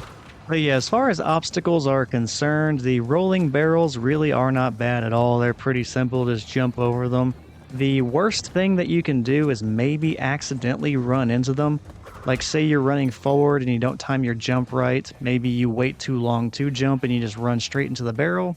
Like yeah, that can definitely happen, and I think that did happen to me occasionally. But generally speaking, I would say they're really easy to avoid. I would say for me, whenever I was trying to get this level done without dying, the biggest obstacle was just the bouncing barrels, because the timing on those is a little bit awkward. Like you just saw it, I ran right into the bouncing barrel because I didn't have the timing right, and thankfully I had a mask or I'd be restarting this level again. Since you can only really run under them whenever they're in the air after having been bounced, trying to understand where exactly the barrel is going to stop, you know, where it's going to hit the ground again, that part took a little bit of getting used to, and if I'm being completely honest, it really required a lot of luck on my part, more so than getting the timing down. Like, I believe I had to play through this level again in order to get one other level recorded, and yeah, I definitely either don't remember the timing for those barrels, or it kind of confirmed the fact that I just kind of got lucky running under them the way that I did. So yeah, overall the obstacles in this level not bad, except for those bouncing barrels of doom. Those things kind of have it out for me. Now this bonus level basically has you focus on trying to get to the very end of it before the TNT explodes and then destroys all the boxes and prevents you from getting to the very end of this bonus level, or you die from the explosion. Now I could have lingered around a little bit more, try to get some more of those crates and get some more fruit, but I was not going to waste any time or take any chances with that. After all, the TNT just blows up all the boxes for you anyway, so that counts as them being destroyed, and that's good enough for me. So rather than waste any time collecting anything that I didn't actually need besides the boxes, I just went ahead and pressed on. Those exploded, got the 2 extra lives at the very end, and away we go to the rest of the level. Or, well, away we went, because we did manage to complete the level without dying, and while also getting all the boxes, which meant we got the blue gem. Now, all things considered, this is a fairly short level, just with lots of obstacles along the way, so this time trial should not be too bad, considering we've now familiarized ourselves with the obstacles. And since we're not trying to get every single box along the way, and we're not too worried about the dying part, the final time that we get while trying to get this relic should be pretty quick, which makes this last little portion of this playthrough of this level also fairly fast. And then once we end up finishing this level, excitingly, we have a boss battle waiting for us. We will get to go against Pinstripe, which I believe this is the only time he's ever appeared in a Crash Bandicoot game, so he is a one and done kind of boss. But still, it's a fun boss battle, and it's one of very few that we have left. I think this is only the last of 3 boss battles that we have left, because we have Pinstripe, I believe we have Dr. Brio, and then we have Cortex, and I think that is it. And I'm actually a little bit surprised. I always thought this level was shorter than the Cortex power level, but actually it's a bit longer by about 20 seconds. That kind of caught me off guard, but that's alright. We have finished up the Toxic Waste level with the relic that we needed, so now it's time to press on to the boss battle.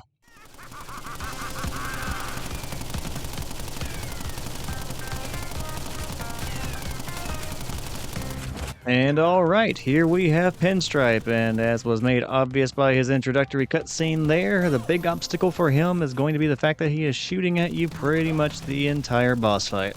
Now, since I just died due to the gunfire from Pinstripe, I guess it's worth mentioning how to go about beating this boss battle, because for the first 3 bars of health, He is periodically going to jump from one location to running to the other location, and between his movements, he is no longer shooting at you.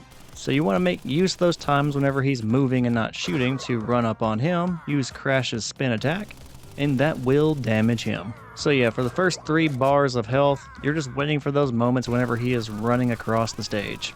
Now after that, the game changes just a little bit in this boss battle. Pinstripe will no longer be vulnerable whenever he is running across the stage. Instead, what you have to do is wait for the gun to jam. So like whenever the gun is experiencing that issue where the barrel is just not feeding around in, or it maybe had a double feed, something like that, I don't know, the gun is jammed. Whenever you see that, it'll be pretty obvious, and at that point, you need to run up on Pinstripe and do the spin attack on him before he is able to clear the jam. So yeah, pretty much the same thing the entire time, just catching him whenever he is vulnerable and not shooting. And alright, we are done, and we are down to the last few stages before the last 2 bosses, and the next level is going to be the High Road. Which, this is going to have the same gimmick as the Road to Nowhere stage that we saw earlier. We're going to be running along this rickety bridge and just trying not to fall to our deaths, and also trying to avoid the obstacles on that bridge. And as you can tell, after I have already died twice in the span of like 10 seconds, I am not doing a great job of the whole not falling to my death part. But to kick things off, the first thing you want to do is go backwards on this stage. Even though it looks like there is nothing there and that you're just going to fall to your death, there are some invisible planks that you can travel and jump to. Although there are gaps in those planks, so it is still very likely that you will fall to your death. So yeah, just get prepared for that as you go ahead and figure out what the actual distance is between those gaps, until you can go all the way backwards to a hidden platform with a few boxes that you are going to need in order to get the gem for this level. And I did put emphasis on the whole making sure you do your jumps just right between all these gaps in the planks and making sure that you avoid the obstacles as you progress forward, so it's probably a good idea for me to mention that you can pretty much avoid all of that entirely if you are good at one little gimmick in this level. And that gimmick is going to be jumping onto the ropes that are holding up these bridges. Because if you do it right, you will land on top of those ropes, and then you can just tightrope walk your way all the way basically to the end of this level while avoiding everything. Now you will eventually see me do that when I accidentally remove a bouncing turtle from the stage that I need in order to, jump onto it like a trampoline and bounce my way over a gap onto some planks that I otherwise could not jump to by myself. Now once I accidentally removed that turtle, I had no choice but to try and jump onto the rope handles for the bridge, and then, like I said, do the whole tightrope walk all the way to the next available spot that I could jump onto. And it is kind of funny watching this back in hindsight, because you can see me being very hesitant and just barely moving on those ropes whenever I try to progress forward, because I was afraid of the idea that I might fall and then waste my life and have to start this whole level over again. I want you to keep that in mind, because whenever it comes time for me to get the relic for this stage, walking on those ropes is going to be essential, and all that caution that you saw a moment ago is going to completely disappear as I am sprinting across this really small gap that I can walk on these ropes all the way to the very end of the stage. Because there's basically no other way that you're going to get the relic for this stage unless you do that. So yeah, get prepared to see the huge jump in progress I make from being cautious about that to just sprinting my way through the whole level. And I have not shown myself die like a considerable amount throughout the playthroughs of these levels in Crash Bandicoot, but on this level it feels like I'm definitely showing more deaths than I typically do on a given level. Like, I started off this level by dying 2 times consecutively in a really short span of time, and then between these checkpoints I've now died an additional 2 times.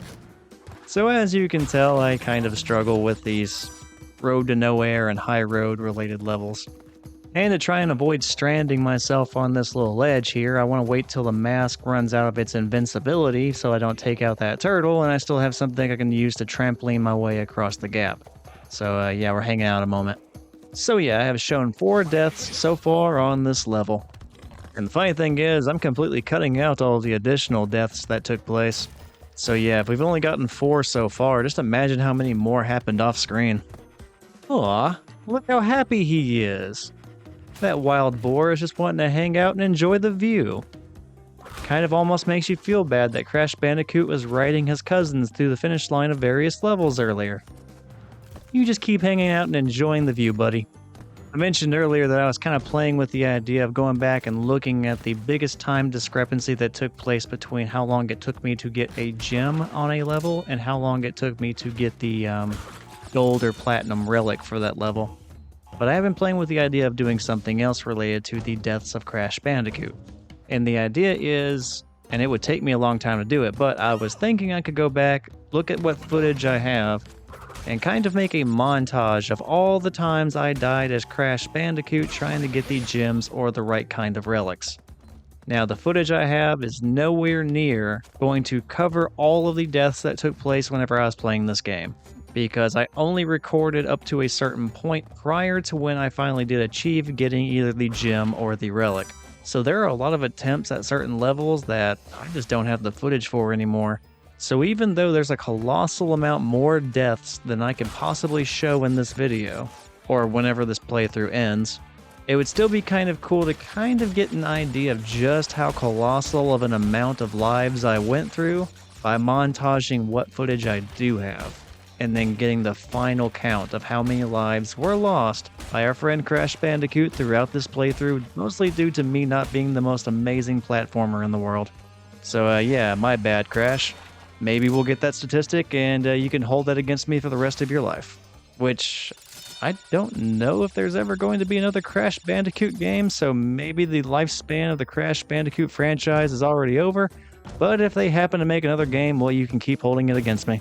And alright, we are nearly at the very end of the stage. It has been a fun one, and I'm sure it looked like it was a pretty brisk and fast process, but as I alluded to earlier, this one took a lot of patience on my part, so I was very happy to be this close to the finish line. So we just go ahead and collect the gem for this stage, and we go ahead and call it a day and move on to the very next level. Oh wait, I did it again. I keep forgetting. I still have to go back and do the relic run. So okay, now is the point where I get to really show off what the big difference was between that previous iteration of this level and then the fastest version of it that I have. Because here, there is going to be no caution. There's going to be no taking my time. I'm going to be hopping onto these ropes and then sprinting my way all the way to the finish line and avoiding all the turtles and planks that I can. Now, this will result in just countless numbers of deaths along the way by you whenever you try to attempt this, but this is also pretty much the only way that you're going to reach the finish line for this level within the time frame needed to get either a gold or platinum relic. I believe if you actually try going the route of running along the planks, and then also trying to avoid the obstacles, use the turtle trampolines, do all that stuff, I am pretty sure you're not going to make it to the end of the level in a time frame that will match the requirement needed for the relic that you want for that trophy. So yeah, get ready to die many times while trying to tightrope your way all the way to the very end. I'm sure this run right here looks amazing because I get it right all the way from start to finish, but man, you'd be amazed just how many times Crash Bandicoot would die at the very first jump onto the rope at the beginning of this level. Even in attempts that I almost finished and almost made it all the way to the very end, and then unfortunately would fall off at the very end, you would think after getting that good at the level you wouldn't screw up at the very first jump of the level again. But no. More often than not, that's exactly where I would die. And I was just really happy whenever I nailed that first jump, because then it seemed like the rest of the run would go alright for the most part. Even if I did eventually lose either due to time or falling off the rope, I'd get pretty far before it happened, so it was always like the biggest challenge was just getting the first jump down. And as you saw a moment ago, even after doing all of that and making incredible time doing the most risky play to try reaching the end of the level, my time was still only just good enough for a gold relic. Now imagine to yourself how crazy of a pace you have to be going at and how much you just cannot screw up whatsoever on those ropes in order to get a platinum relic. Fortunately, I'm not trying to make myself get platinum for every single level because there's no reason to do so since there's not a trophy requirement for it, but that just sounds like torture and I would have nightmares about it for all of eternity. Oh, and speaking of nightmares I'll have for all of eternity, we have finally reached the infamous level that I have been alluding to throughout this entire playthrough. We are now currently on the Slippery Slope level, which in my opinion was the absolute worst experience I have ever had playing a Crash Bandicoot game. Granted, I have not played them all, and I have not tried 100%ing all the Crash Bandicoot games, but I have played a good amount of Crash from 1, 2, 3 Crash Team Racers. I have a lot of good Crash experience. And still, I can very confidently say that this is probably the worst level experience I have ever had. And whenever I say worst level experience, I am combining getting the colorful gem on this level and also getting either a gold or platinum relic for this level. For starters, this is a very long level. On top of that, there are instant death falls all over the level. And on top of that, there are a bunch of jump puzzles that you have to accomplish where platforms are moving in and out of the walls, and if you don't time it right, they'll withdraw and you'll fall to your death. Also, there are staircases that will recoil on you whenever you try to walk onto them, which will cause you to slide and fall to your death. Oh, and also, there are birds that you have to jump on in order to make certain jumps to higher points. And if you do it wrong, you will fall to your death. If you time the jump wrong as well, you can jump into the bird and also die, but not fall to your death. So at least we're getting a little bit of variety now. Oh, and there are scientists that are throwing potions at you that you have to time just right as you try to advance forward. And if you don't do the jump onto the platform where the scientists are just right, you could end up finding yourself jumping into the line of fire for their evil potions. So yeah, have fun with that. And there is just so much in this level that can kill you. It is truly, truly frustrating. And the worst part is just trying to get the timing down on everything that recoils on you, whether it be these platforms in the side of the walls or the staircases that you have to climb to the next level. Like, that is probably the worst part, because even if it does not cause you to fall into a deceased status, it is still setting you back by returning you to an earlier point in the level, and it's going to take you a really long time to advance past that point. Now, that's more frustrating specifically whenever it comes to trying to get either the gold or the platinum relic for this level, because that essentially means that it's an instant reset, because there's no way you're going to recover in time to finally finish the stage within a time frame necessary for that relic. When going for the colorful gem, it's not necessarily the end, like you don't have to reset immediately, but in all likelihood, if you do end up falling at any point in this level, there's a really good chance you're not going to survive it. And even if you do survive it, trying to climb back up all the way and avoiding all the hazards that were there before will also likely end up killing you. There is just nothing fun about this level. And I distinctly remember when I finally did get the red gem at the very end of this level, and I did finally eventually get either the gold or the platinum relic for this level, I was not happy. Like, normally whenever you accomplish something like that, there is a hint of joy. You are enthusiastic with yourself because you accomplished something. In this case, there's only slight relief that this was finally over. Beyond that, even though it was finally over, all I could feel was just frustration at how many attempts and how many deaths occurred trying to just get the things I need to advance beyond this point. Like, I can't stress enough, this was the worst. Now, the fortress, that one's pretty bad too. And there are some other levels that kind of rival this one, but I specifically will just use the term rival. I do think the slippery slope is by far the worst level. And when I say that, I do only mean when trying to get the gem and the relic. Like, there is an enjoyable aspect to this level if you're not challenging yourself this much. Granted, it wasn't the most fun experience because it's still challenging even if you're not worried about trying to complete the level without dying or trying to complete the level within a certain time frame. But there is a level of fun to it whenever you're not putting all these extra conditions on it. But the moment you put those restrictions on this level, oh man, it is a nightmare, and I'm never going to forget how it felt trying to do this one. Now, I am nearly at the end of the stage, and I'm just kind of hanging out here because right now I have the invincibility mask, which is not a good thing on this level for the most part because there are a bunch of moments when you have to jump on those birds and then use the bounce from jumping on those birds to get to a certain platform. Problem is, if you have the invincibility mask, there's not going to be a bounce. The mask will just go ahead and decimate the bird and you're going to fall to your death. So even though the invincibility mask can be a very handy tool on certain levels, here it actually puts you at a pretty big disadvantage, so you're better off just waiting for the invincibility to run out.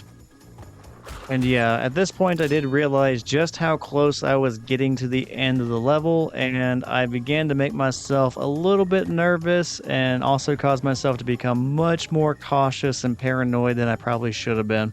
Because I hopped into this little area here, this little opening to get the extra life box and one other box. But then I just hang out in this opening for a while. And I just look at the rotating platforms that I have to find my way back onto. And I almost screwed up that jump a moment ago. Whenever I jumped, I was aiming for the top platform and I could not get onto it. And not only that, it was blocking me from, being able to return back onto the platform I had jumped from.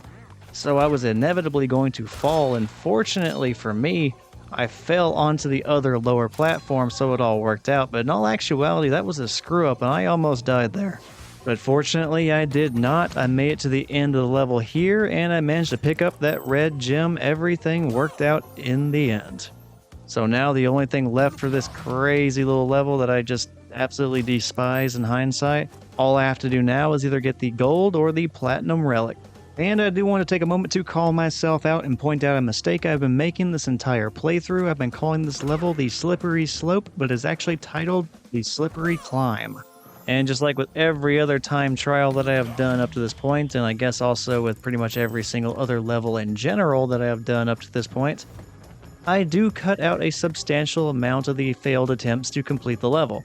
Now I showed that failure, but trust me, there are countless additional efforts that went into trying to get this gold or platinum relic.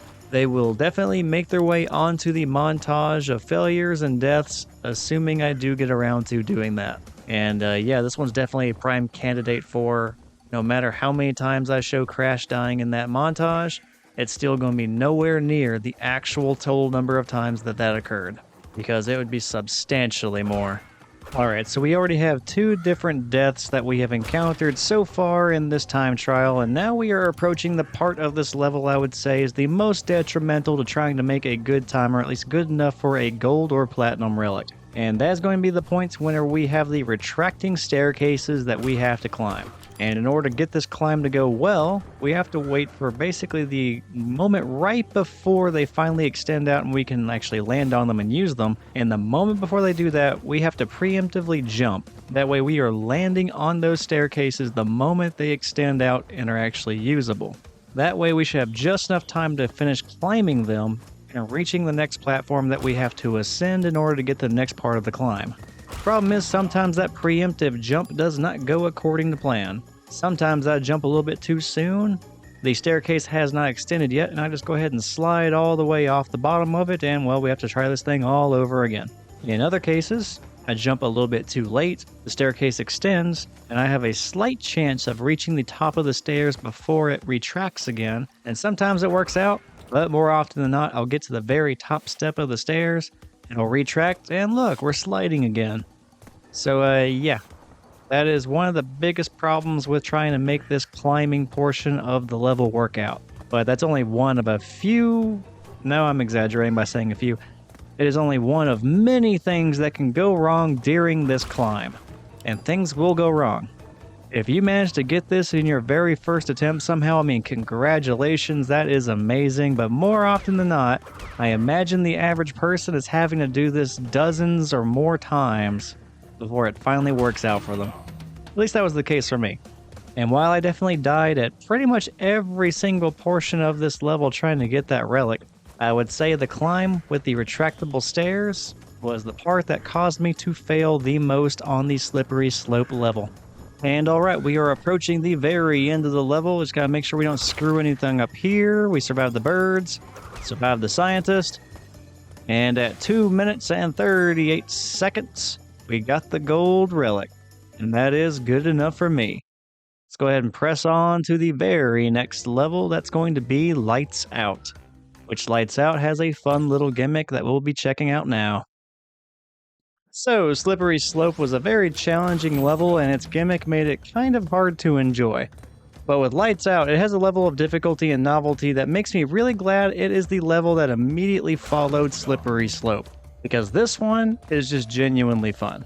So the whole concept of Lights Out is that the entire stage is pitch black, and if it remains that way, it's not impossible for you to make it to the very end, but it is remarkably unlikely that you can finish the level with it in its dark state. Now, the way you get around this is by making use of a mechanic that is first introduced in this level. Now, you have been able to acquire masks that protect you in all the levels up to this point, but here in this level, whenever you acquire a mask for a brief period of time, it illuminates and basically becomes your flashlight. And whenever it illuminates, you can actually see in the otherwise completely pitch black area. So you have a limited amount of time to navigate all the way to the very next mask in the stage, and then use that to activate the light for a longer period of time, and continue making your way all the way to the end of the level, and hopefully you can do that and get to every interval before everything goes black again. Now, if you do run out of time and things go dark on you, there is that slim chance that you might be able to make it to another mask by kind of guessing where everything is that you need to avoid and, the right distance that you need to jump in order to avoid some pits of doom. But good luck with that. It's a lot easier said than done.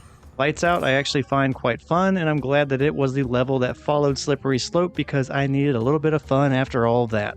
And immediately after you finish the Lights Out level, you have two options for where you want to go next.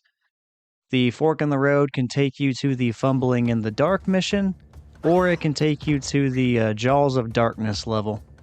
Now, continuing in the direction of the Jaws of Darkness level will continue you forward throughout most of the game, but we do need to finish the Fumbling in the Dark level in order to get the gem and the talisman that we need in order to get all the stuff we need for the achievement and the bonus ending. But unfortunately, once you do finish Fumbling in the Dark, there's really nothing up that path any further. This is just a dead-end level. But that's fine, that should make this kind of a quick detour. And Fumbling in the Dark has the exact same gimmick as the previous level, Lights Out. Once again, we find ourselves in the darkness, and the only way to light up the area is to acquire some masks. And then we have to make very good use of our limited time with the illuminated mask, and make our way forward through the mission at least far enough that we can acquire another mask, and then keep on continuing with our progress. Unlike the previous level that had this gimmick, this one we actually have the capability of getting all of the boxes for, and as a result, we can go ahead and get the gem for this level. So yeah, we're going to go ahead and knock out both the gem and the relic for this level. And I think trying to get the gem for this level is actually harder than trying to get the relic. And that's just because you're trying to get all of the boxes for this level before the illumination goes away while you're progressing through the intervals where a mask is available. But instead of doing that whenever it comes to the relic, all you have to do is hit the mask and then run as quickly as you can to the next mask, and then the next and the next. And once you understand the timing for all the obstacles along the way, it's really not bad trying to get a gold or platinum relic. And since you're going so quickly, there's not really a scenario where you should run out of time for the illumination on the mask. So at no point besides maybe whenever you first start the level, you really should not be in darkness for very long. And while we're at this part of the level, you can kind of see that to the left and the right, there are these little shields and spears and axes on some platforms. Gee whiz, if you screw up the timing jumping on these moving platforms, you can jump to the side on the left or right in some cases and land on those. And you can use those as a temporary platform while you wait for the actual moving platform to return to you so that you can make use of it. Although if you are resorting to that, there's a good chance you're going to run out of your illumination time on your mask, so best of luck timing your jumps between the moving platforms. And yeah, I did end up suffering one death a moment ago, but that's alright, we are back on track, and we're at the point in the level when we have to start using spiders as temporary platforms to jump onto, bounce off of, and then land on more stable footing. And using the spiders as trampolines is starting to remind me of the turtles back on the road to nowhere and the high road, which I did not do too great whenever it came to using those turtles, and I have to imagine I may suffer a similar situation here, only with the added difficulty of being timed before the lights get turned off and I have to just kind of hope for the best wherever I'm jumping. Which, as we saw, my skills whenever it comes to making a, best guess for where I need to jump whenever the lights go out, that usually does not turn out so great, and that's exactly why I ended up dying just a few moments ago. So yeah, that's kind of what that looks like. And you can kind of see just hoping for the best and jumping in one direction doesn't usually work out all that well. Fortunately, that was just a temporary setback. We made it to the end of the level. We ended up getting the gem, and now we get to backtrack in the actual direction we need to go to progress towards the end of the game. It is time to advance to the Jaws of Darkness. Oh no, wait, I did it again. I don't know why I'm doing that so much. Okay, what we're actually going to do is start off by going to the beginning of that level one more time, and then we are going to activate the time trial, and then we're going to advance to the very end of the level, and then we're going to either achieve a gold or platinum relic.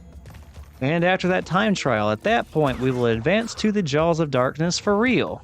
But yeah, I don't know what it is. Maybe it's just because I'm not used to repeating a level immediately, but mentally I'm just thinking to myself, yeah, I finished a level, so yeah, we're gonna go ahead and go to the next level. Oh man. Something in my head is just not thinking to myself, yeah, we gotta go back and do the relic part first, and then we're gonna go to the next level. I was really enthusiastic about the idea of going forward to the Jaws of Darkness level, although in retrospect, I'm not really sure why I was so enthusiastic about that. Like, I seemed really excited about it, but in all actuality, the Jaws of Darkness is another one of those really long levels that is not the most fun to try and do a time trial for or to try and get the gem on that level. Which at this point, we're only going to be able to do the time trial for the Jaws of Darkness anyway, since it requires one of the colorful gems in order to get the gem for that level. Oh, alright, I screwed up the timing and now I am in the dark. I guess I just go for it. And alright, I made it, I got the mask, we are illuminated again, we are back on track. Hopefully that was not too big of a setback time-wise and I can still get that gold or platinum relic. And we are nearly at the end of the level, so as long as I don't screw up here, I'll at least finish, and we'll check the time. Okay, we finished the level with a time of 1 minute and 42 seconds, which is good enough for a gold relic. Alright, for real this time, we are done with the fumbling in the dark level. We're going to go ahead and backtrack, and we're going to continue down the proper path to get us to the end of the game. And standing in our way for the very next level is going to be Jaws of Darkness, which it is another one of those interior temple levels where there are a bunch of snakes and arrows in the walls and moving platforms, fires on platforms that you need to jump to, so you have to time your jump whenever there's not a fire there, all that good stuff. And this is one of the longer levels in the game, so there is that added difficulty of trying to be perfect on a very long stage. Although this is still nowhere near as bad as the slippery slope.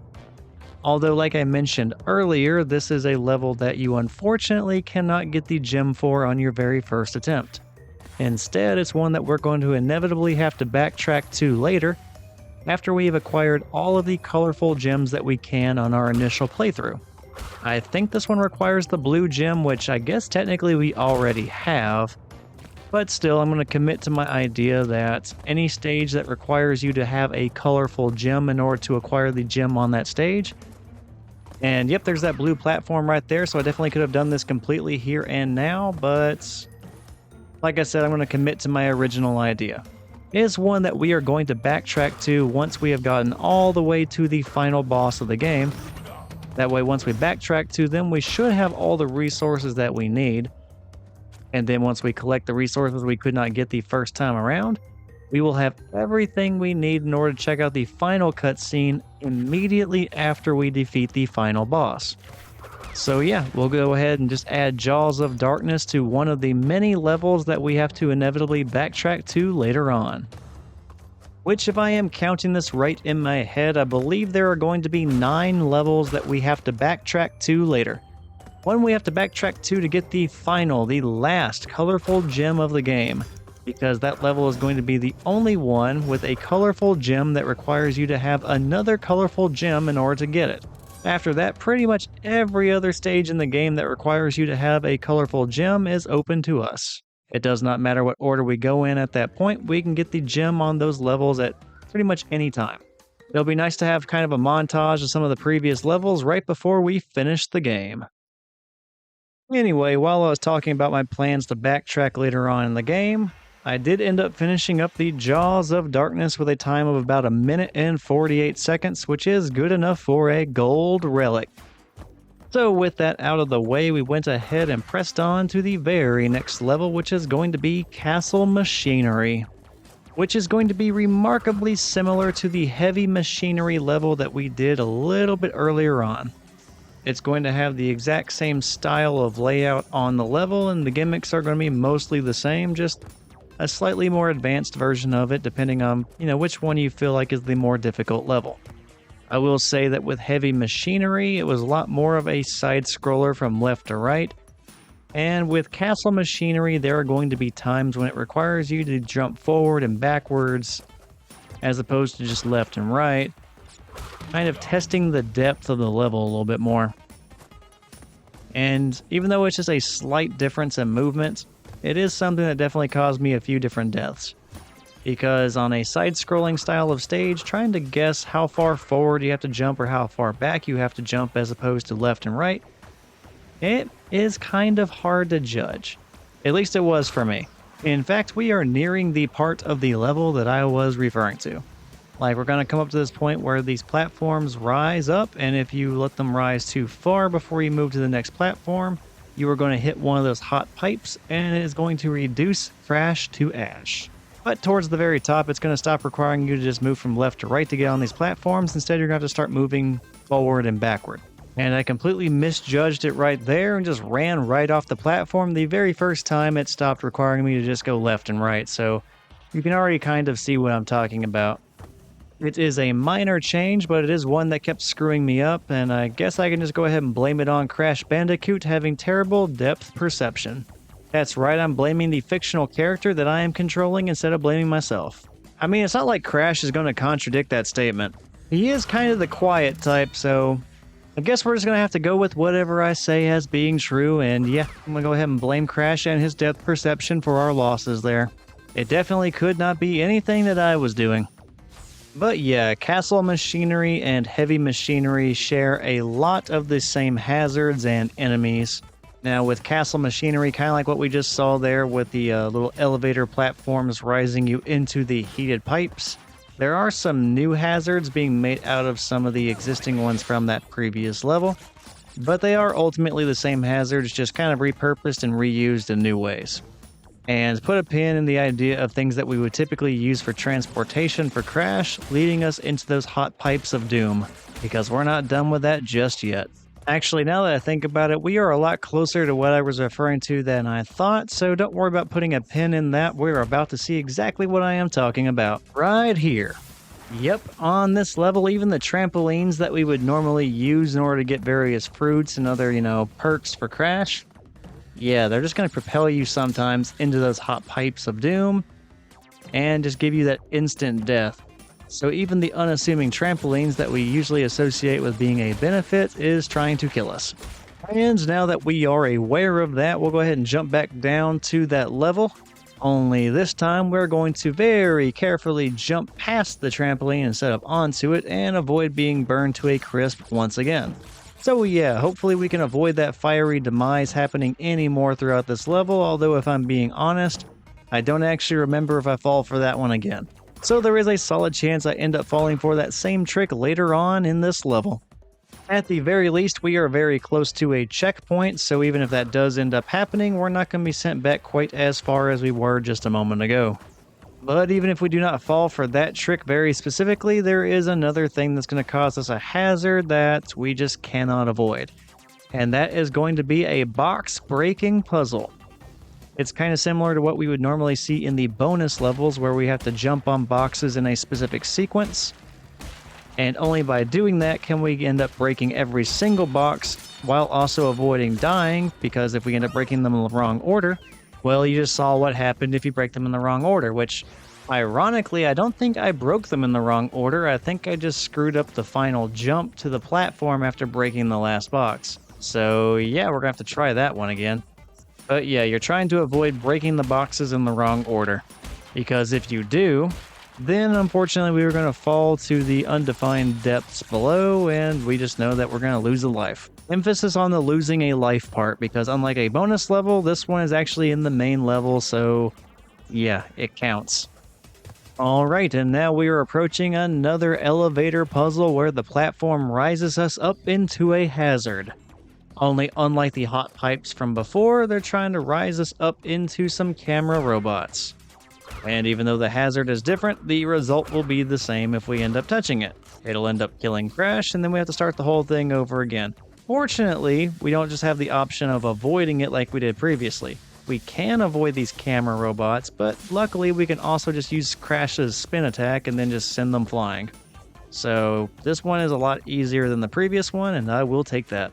And now we have one last final challenge, which is similar to what we saw back in Heavy Machinery. We ride a platform through the various pipes, both frozen and hot. Avoid the hot ones and use the frozen ones as additional platforms.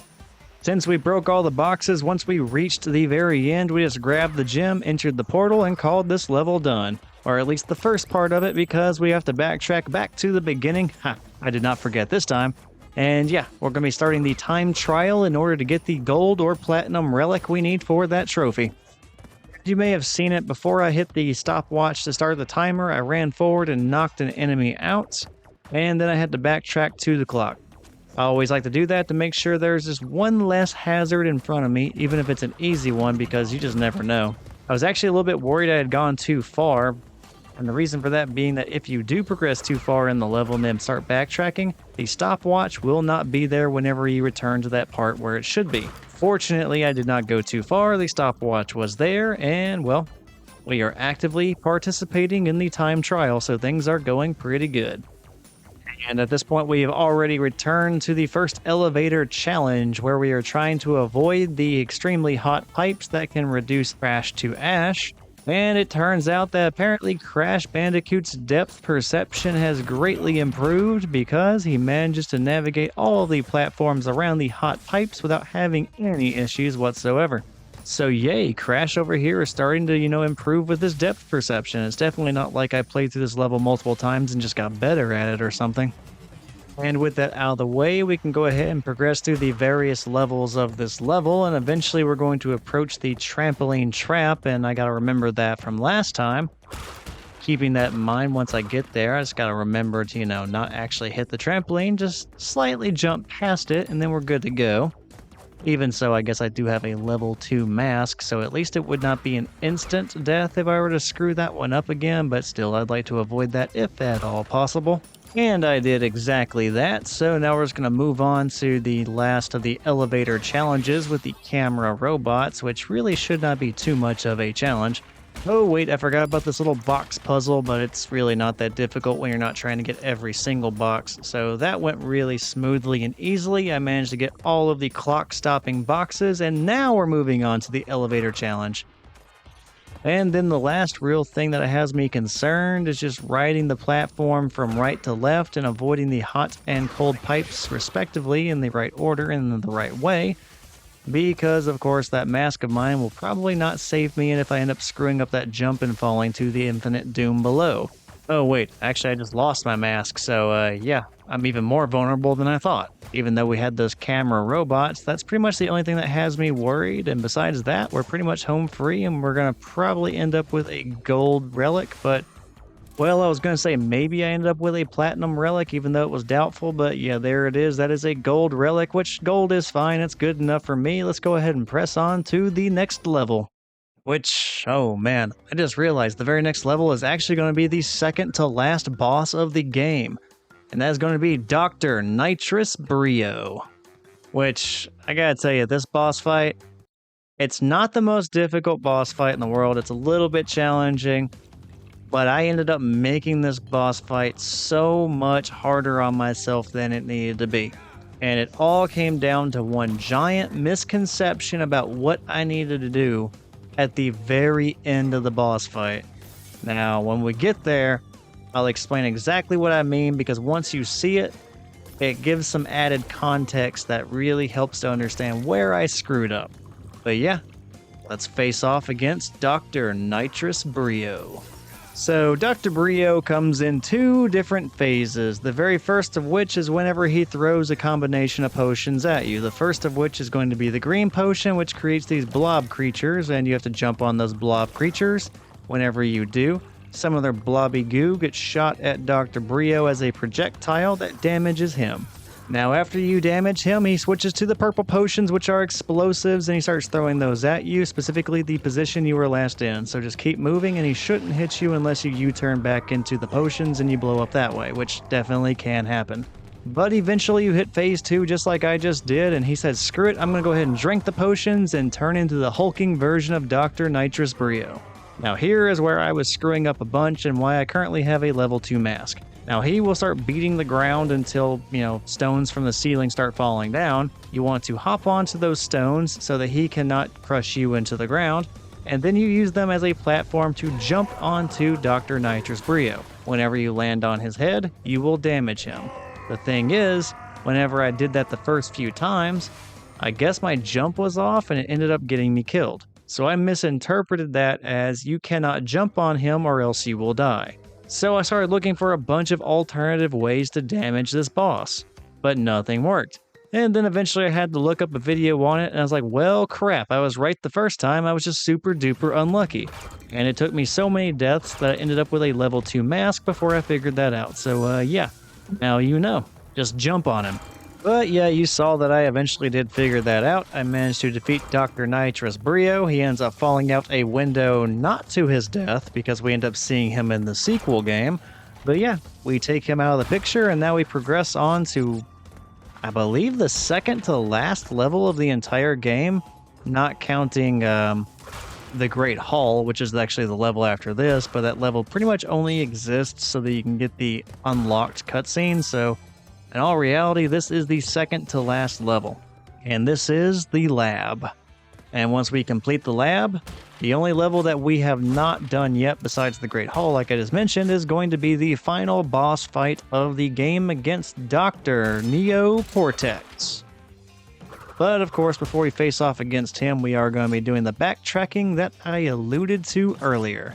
But I cannot get ahead of myself just yet. Right now, we are still in the lab, and I am trying to achieve getting the colorful gem that is available on this level, which means breaking every single box on this level without dying.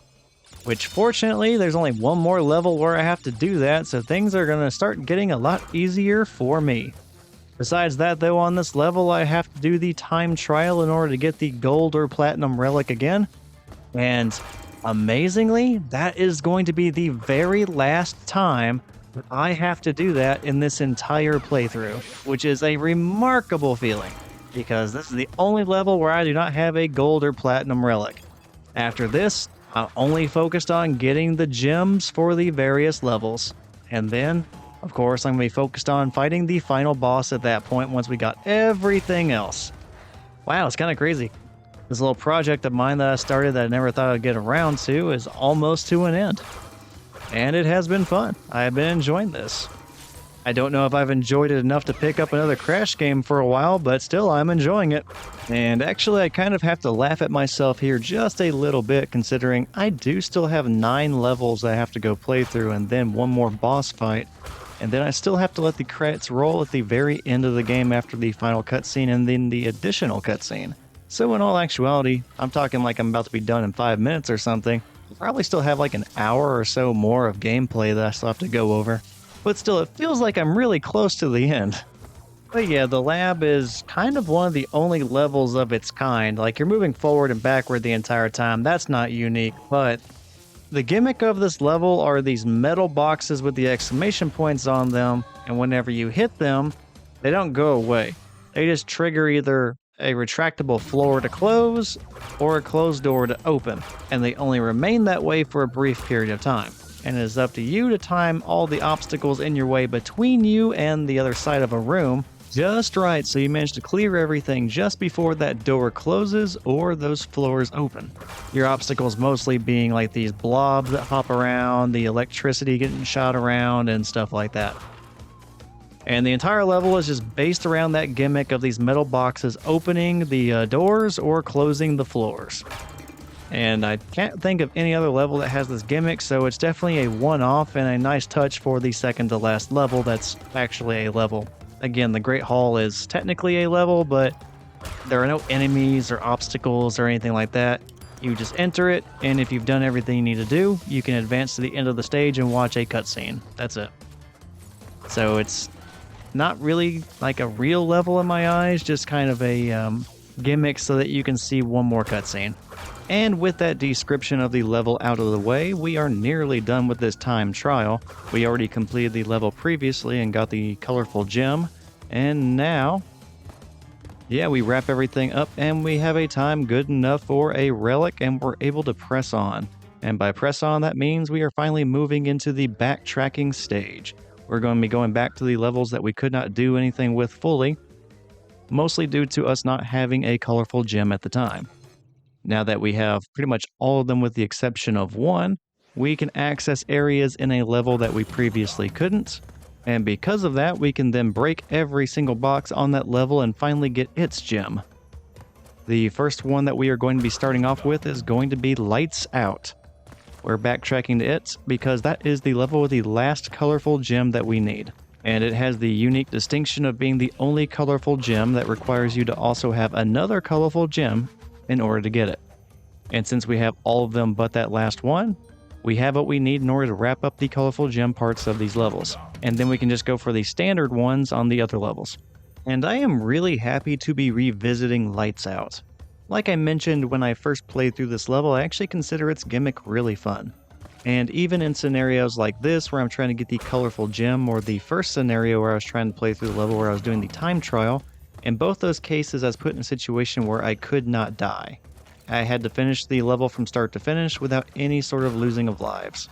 And sometimes that can ruin the fun of certain levels, especially the longer ones. But in the case of Lights Out, it's not crazy long, its gimmick is fun, and I do not mind revisiting it and having to do a deathless playthrough of it again. In fact, I would say that most of the levels that we are going to be revisiting are kind of fun to revisit. There's only like one that I can think of that I could do without going through one more time. For the most part though, getting to revisit them does help to redeem some of those levels, especially when we're finally put in a situation where, with the exception of here in Lights Out, we don't have to worry about trying to be perfect and not dying the entire level in these revisiting levels. And I think that does help the enjoyability of those levels quite a bit. And now we are at the top of the alternate path that was provided by having the colorful gem. It carried us all the way up here to the end of the level, the alternate end to the level, because there's actually two different portals to end Lights Out. And yeah, at the very top of that tower happens to be a few additional boxes that we needed to break. And having done that and not died a single time in the Lights Out level meant we ended up getting the colorful gem for that level, the very last one. Now all we have left are 8 other levels that we need to backtrack to, but all of those only have standard gems, which means we have the flexibility of being able to die and not having to be perfect and start the level over every single time we lose a life. So yeah, all the additional levels that we have left should be a lot less stressful. And the next one that we are going to be revisiting is going to be the Jaws of Darkness. Now, I mentioned earlier that in hindsight, I actually could have completed all the collectibles for this level because I happened to have the colorful gem that was needed for this level already. But I decided to go ahead and save all the backtrack levels to be done in a specific sequence. So yeah, we'll just ignore that I could have done this earlier, but one of the things I did not point out earlier were that there are additional icons here for bonus levels.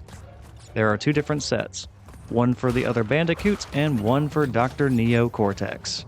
And we've only seen the icons for Dr. Neo Cortex one other time, and that was at Sunset Vista. And the Dr. Cortex bonus level was for a collectible key that we would end up needing later on in order to activate the final cutscene. And there are only 2 collectible keys in Crash Bandicoot. And since we already have the first one, we just need one other one, and that happens to be here in Jaws of Darkness. So yeah, not only are we going for the gem for this level, we are also trying to get the second of the collectible keys, both of which are only accomplishable by having the colorful gem that opens up an alternate path on this level. We are still a good distance away from the 2 bonus levels though, although I will try to point those out once we get there. But yeah, Jaws of Darkness is a pretty large level. And whenever you're trying to speed run your way through it, it's not the most fun because it really sucks when you're like halfway through the level or further and then you die and have to start the whole level over again. Just a little something like having the checkpoints to only take you back a little bit goes a long way. And I would say getting to play through the level again without having to worry about trying to be perfect, yeah, I like that version of this level a lot more. So don't really have anything negative to say about Jaws of Darkness. It's definitely not some sort of a slippery slope level of difficult or annoying. So yeah, this is one I was happy to revisit because I had a much better experience revisiting this one than I did doing the time trial. And alright, we basically just have this moving platform puzzle that we have to do right here. We have to get past a snake related enemy here in just a moment. But after that, we have made it to the platform where the gem that we collected earlier, the blue gem back in the toxic waste level, yeah, that's going to come into play and we can finally be transported to another part of this level that otherwise would not be available. So yeah, that is the part of the level that we are traversing now. And initially we got carried to the next part of the level, but after that, we only have these additional blue gem platforms that are stationary. So rather than being transported and things being made very easy on us, we still have to make some jump. And if you don't time those right, well, it's pretty easy to die because it's not really a short jump at all. And yeah, if I do end up doing that death montage for Crash Bandicoot, you will definitely see me screwing up these jumps a good amount. It wouldn't seem like it was the most difficult thing to do, but for some reason I did have trouble doing it. Yeah, even though I did definitely lose a good amount of extra lives due to just trying to jump from one blue platform to another, as you can tell I did eventually get the hang of it and things eventually went fairly smoothly.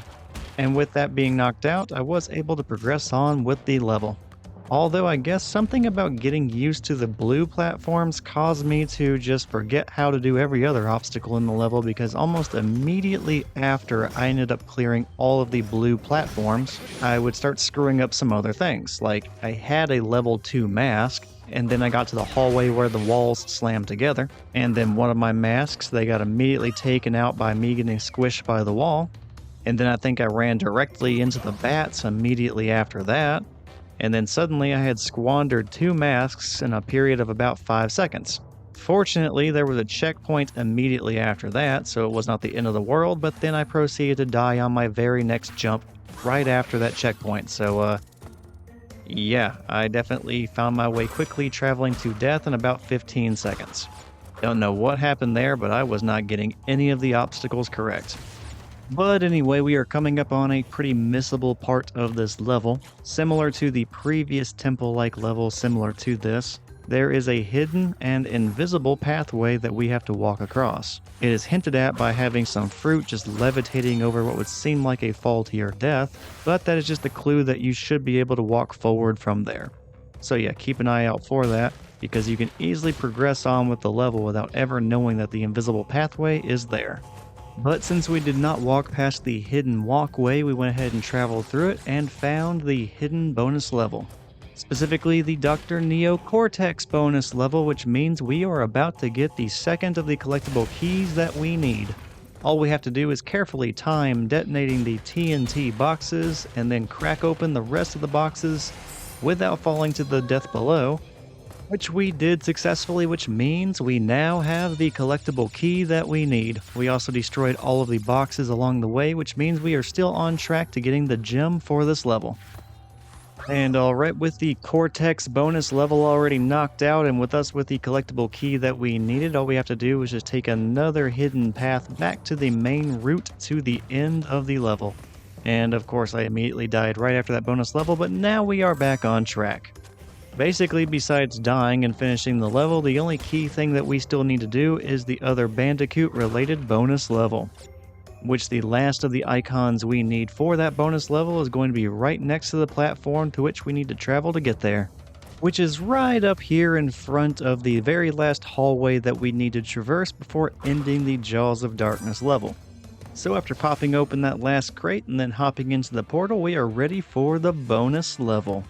And for this bonus level, it is another one just like with the Cortex one that contains some explosive boxes in it.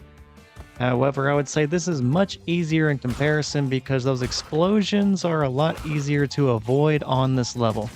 And if I'm looking at this right, there is no way for you to become stranded on the metal boxes if you blow up the TNT boxes in like the wrong order or too soon or whatever. So overall, this bonus level is a lot more forgiving than the one we had to do in order to get the collectible key that we needed. Alright, we're down to the very last explosive boxes, and as long as I don't screw this up, we are home free and we're going to be done with this bonus level. And hey, cool. I thought that explosion was going to destroy all the boxes, but we still managed to walk away with getting an extra life there instead of it being destroyed and flung away, so yay. Happy surprises. And just like that, we have completed the bonus level by getting all of the boxes, and now we're going to return back to the main level. We're going to go ahead and pick up the gem, which should be waiting for us. And then all we have to do is just get through that last hallway without dying, and we are done, and we're down to 7 more levels to go that we need to backtrack to. And yeah, you can tell I am really taking my time with this hallway. The last thing I want to do is get crushed at the very last possible moment and then have to backtrack through this level even more. Let's just go ahead and finish this thing up and move on. And that means we are going back to Cortex power, which I believe is the closest of all the stages that we need to backtrack to, so that's the reason we're moving to it next. This is a fairly fun level, but it does require a little bit of discovery on your part in order to find all of the boxes on this level, and that's just because there are several different paths that you can walk on Cortex power. And if you do not backtrack to the other paths, you are going to end up missing out on some of the breakable boxes that you need in order to get the gem on this level. We are walking up to the very first example of that because there is going to be a fork in the road. We can either go left or right, but regardless of which way we go, we're inevitably going to have to backtrack to the other direction because there are boxes to break on both sides. And that is going to be a recurring theme on this level. So yeah, prepare to die quite a bit by walking backwards into limited visibility as you try to backtrack through this level in order to find the boxes on the paths that you did not initially take. Because I did a lot when trying to get through this level. And that's not even counting the normal hazards that we still have to deal with when going the correct direction on this level. Like, you just saw me die by doing a standard jump and then, misjudging the distance and then falling into some ambiguous pool of chemicals that will definitely deprive you of your life. So yeah, this is definitely a fairly challenging level to try and get all the boxes on. But challenging in a fun way. Like, this level does not bother me even though I died plenty of times on it, because there is a sense of discovery taking place here when you need to figure out all the ideal routes in order to try and travel through this level and get all the boxes without, dying. Like, at no point does the level feel unfair, it's just up to you to try and figure out what the best way is to travel through the level. And then of course you still have to avoid all the normal hazards like these rodents with guns. But that's alright, we're approaching the part of this level which required us to have that colorful gem because there is a platform that goes back and forth over a pool of chemicals that we cannot possibly jump beyond. If we do not have that platform to take us, we're not going to make it to the other side. So yeah, we're going to get a glimpse of the section of this level that was previously unavailable to us and go ahead and get all the boxes over there. And thankfully, the first of those boxes that we're going to go ahead and break open is one for a mask. And I feel like I'm really going to need it because, you may have seen it, but at the very beginning of this level, I was already on, I believe, a level 2 mask, and I had already also gotten an early checkpoint box due to having died so many times on this level. Speaking of which, there's another death. Crash fell into the ambiguous pool of chemicals, and I would really not like to think about what those are doing to him at the moment, so we're just going to go ahead and press on from that checkpoint and ignore the fact that in some alternate timeline or dimension, there is a version of Crash that is sinking to the bottom of that chemical pool. But there you go, there is that example of the many deaths that took place on this level. So needless to say, I was struggling quite a bit with this one. And with all of those struggles, I certainly was not going to deny the opportunity to have any sort of an extra benefit like, being able to take one hit with that mask. I would take anything I could get at that point. And yeah, if you were thinking to yourself, wait, whenever you got back to that checkpoint with Crash, didn't you go a completely different direction than before? Like, are you not going to go back to that little wall of boxes just over the pool of chemicals where you unfortunately fell and drowned, or hopefully drowned, probably not worse, maybe not worse. God, I hope not worse. Anyway, yes, I did go a completely different routes. I'm not ignoring that area. But after having died so many times, I eventually found what I felt was a preferred method for approaching getting all the boxes on this level, and it meant going a different direction and then routing myself back all the way to the gem-related platform that takes us across the pool, and then eventually back to the wall of boxes that we need to crush and transport ourselves over in order to get past that pool where I died before. This is just an example of me finally developing a strategy after going through plenty of different steps in the discovery phase for this level. And I felt like getting another checkpoint after destroying the other boxes on the other paths besides the one where I died was probably a good idea. That way I didn't have to worry about getting every single box again, and I could just get all of them up to that point, pick the checkbox, and then work my way back to the part that was causing me to die the most, which was where you saw me die initially on that row of boxes. And then also, due to my deaths, I ended up having a level 2 mask, which meant whenever I got back to that mask box that we saw earlier, we got the invincibility mask, and I could take out the enemies along the way and make sure that the only thing that could really stand in my way is just crossing that bridge of boxes.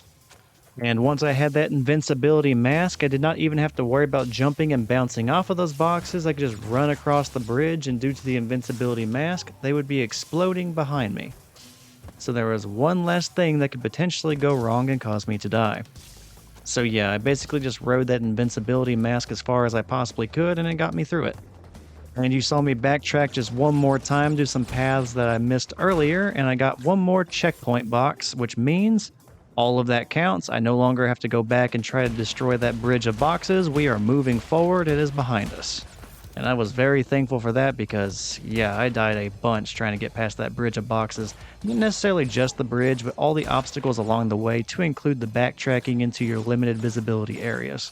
There were just plenty of things that went wrong in my attempts prior to that one. But we are now at the very end of the level, and I went ahead and just jumped on those boxes as many times as I could to get as much fruit as I could, and just try to get some of the extra lives back that I lost along the way in this crazy level. But in the end, we break all the boxes, we pick up the gem, and we are on to the next level that we need to backtrack to. And that level is going to be... okay. That level is going to be Road to Nowhere, which, like I mentioned whenever I was playing through that level earlier, is one that I have some negative association with from my childhood because this level tormented me. Now as an adult, it's really not that bad, but yeah, I still have those mental scars from when I was a kid. In any case though, this is going to be a fairly reasonable little playthrough of the level because I have to get all the boxes, sure, but I can die as many times as I need to in order to get all those boxes, so you know what, it can't be that bad. Plus, we already saw me fly through the level earlier in order to get the relic, so it can't be any worse than that. Yeah, we're not going to be pessimistic. We're just going to go ahead and try to have some fun with this one. We already hit our first checkpoint. We have a level 2 mask. And we're getting through this at a pretty reasonable pace, so as long as we keep that up, everything should be just fine. Actually, it'd be pretty nice if I managed to go ahead and get this gem and get all the boxes, all that good stuff in just one attempt. I'd be really happy about that. And yeah, here we go. Second checkpoint box right there. Yeah, we're getting through this pretty easily. And of course, as soon as I say that, I managed to screw up a jump on the bridge and fall to my first death of this level, so maybe I should hold back on the optimism. No, let's go ahead and stay optimistic. It's been working out pretty good so far. No reason to suspect that things are going to just suddenly get really, really bad. And just beyond this next section of the bridge, once I get past all these little gaps in the plank, we'll get a platform where a checkpoint box is, and also we'll get to see where the gem-related platform is as well. It's going to be a platform for the red gem, and it's going to carry us to a portion of the Road to Nowhere level that we have not seen before. And yeah, I normally comment that the platforms take us to a section of the level that we have no way of jumping to, but we can normally see it. In this case, there is no way you could possibly see where you were going. It is way off the map, but you are getting to see exactly what it looks like on the screen now. And oddly enough, it actually looks like one of the top portions of the level, Lost City or maybe Sunset Vista. And I find that interesting because, oh right, I died. Okay, back on the red platform and back over to the hidden section of this level. But yeah, this little hidden section of the level feels like it may actually belong more so with either the Lost City or the Sunset Vista, which makes it feel a little bit out of place whenever you look back at the rickety bridge that takes up most of the Road to Nowhere level. So yeah, we're actually getting a little bit of variety in the architecture thanks to this little bonus area that the platform for the red gem took us to. Yeah, once we are done here on the Road to Nowhere, I would say this is probably one of the last really difficult backtrack levels that we have to do. And in all actuality, this one really isn't that bad.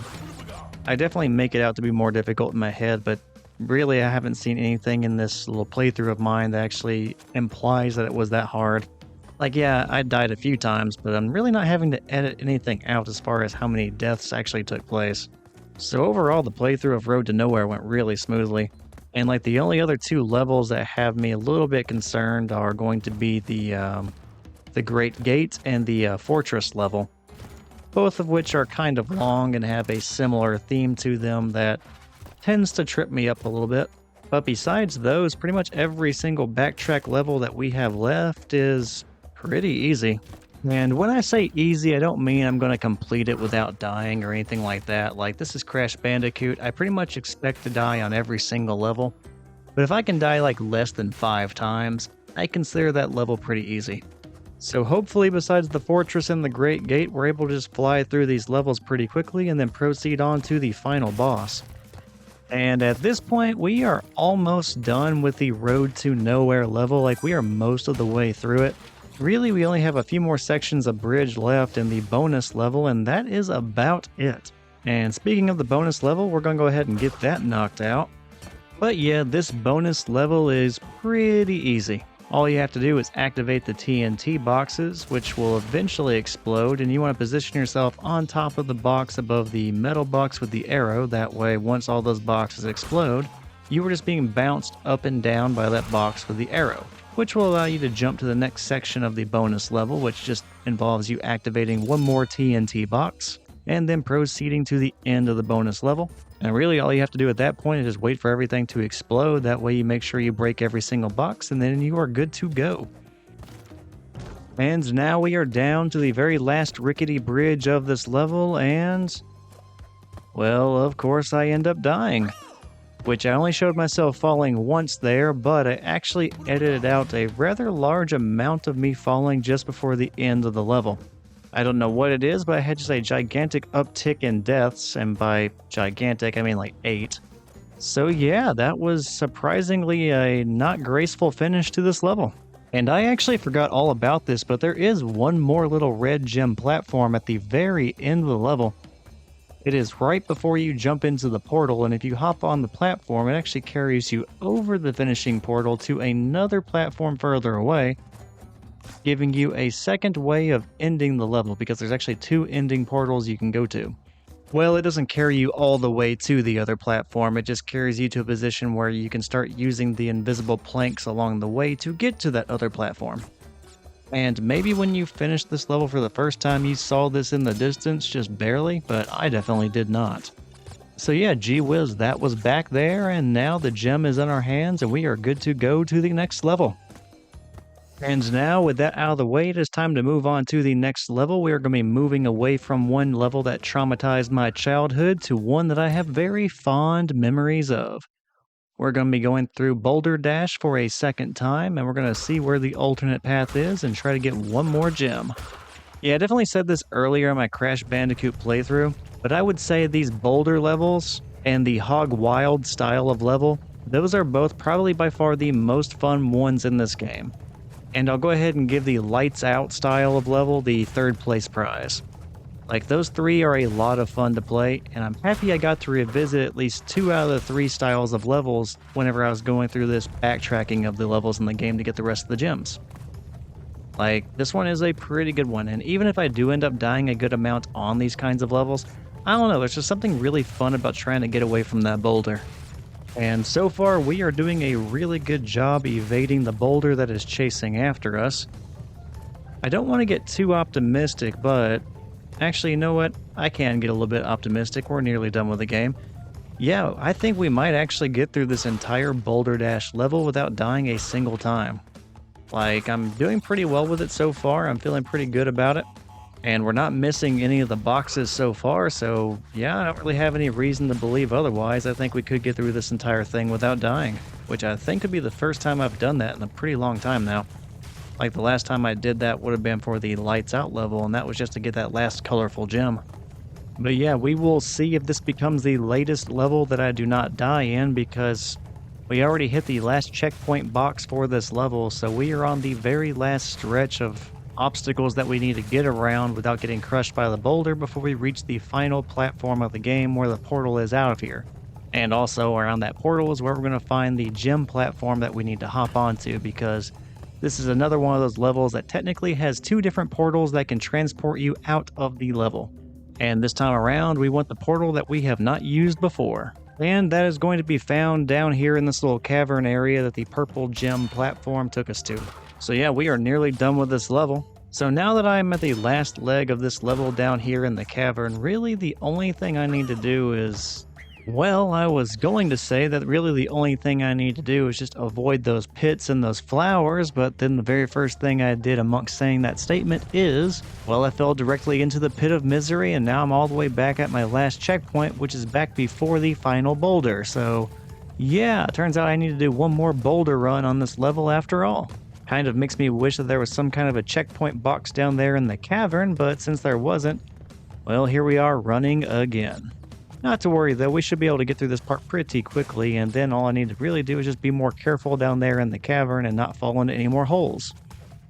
And I guess also try to avoid being eaten by any plants since we didn't make it that far before. Okay, we completely crushed that last run away from the boulder, so now we're going back down into the cavern and then we're going to really wrap it up this time. And I think that was kind of a glitch, but at least now we know where the boulder goes whenever it falls into this pit. The weird thing being it doesn't even keep rolling, it just kind of levitates away. And I have to admit, I was a little bit worried about jumping onto the purple platform as early as I did because that meant that we were going to be going down into the cavern before the boulder had a chance to fall. So a part of me was wondering if that was going to end up killing me, getting me crushed by the boulder as we went down into the cavern. But fortunately, we just kind of glided right through it. I don't know, maybe after dying so many times, Crash is actually secretly a ghost and he can go through walls and other objects and we just don't realize it. And if that is the case, then Crash, buddy, why have you been holding out on me this entire time? If you could just go through surfaces, this entire playthrough could have been a lot easier. But alright, wonky graphics or possibly a weird glitch aside, we are done with this level, we got the gem, and now we are on to the next one. And now that we are done with Road to Nowhere, which I have jokingly been saying was a level that haunted my dreams ever since childhood, we are moving on to a level that will certainly haunt my dreams all throughout my adulthood. Yeah, we are returning to the Fortress level, which, I have to admit, my bad feelings towards this level definitely derive from my attempts at trying to get the relic during the time trial. Trying to get through this entire level without dying, with a time limit, was one of the most frustrating experiences ever. And even though I still very strongly feel that my worst experience trying to get either a relic or just completing a level under special conditions is going to be the Slippery Slope level, the Fortress level that I'm going through now is definitely without a doubt my number 2, my second place. It was awful. But I do recall disliking it a lot less whenever I was just trying to get the gem for this level as opposed to trying to get the relic. Whenever dying did not mean a complete reset of the entire level, things were a lot less stressful and a lot less frustrating. So I guess it and A Road to Nowhere actually have a lot in common in that regard. Because both of those levels are really frustrating when trying to get them done with a time limit, but whenever I played through them again whenever the stakes were a lot lower, it really was not so bad.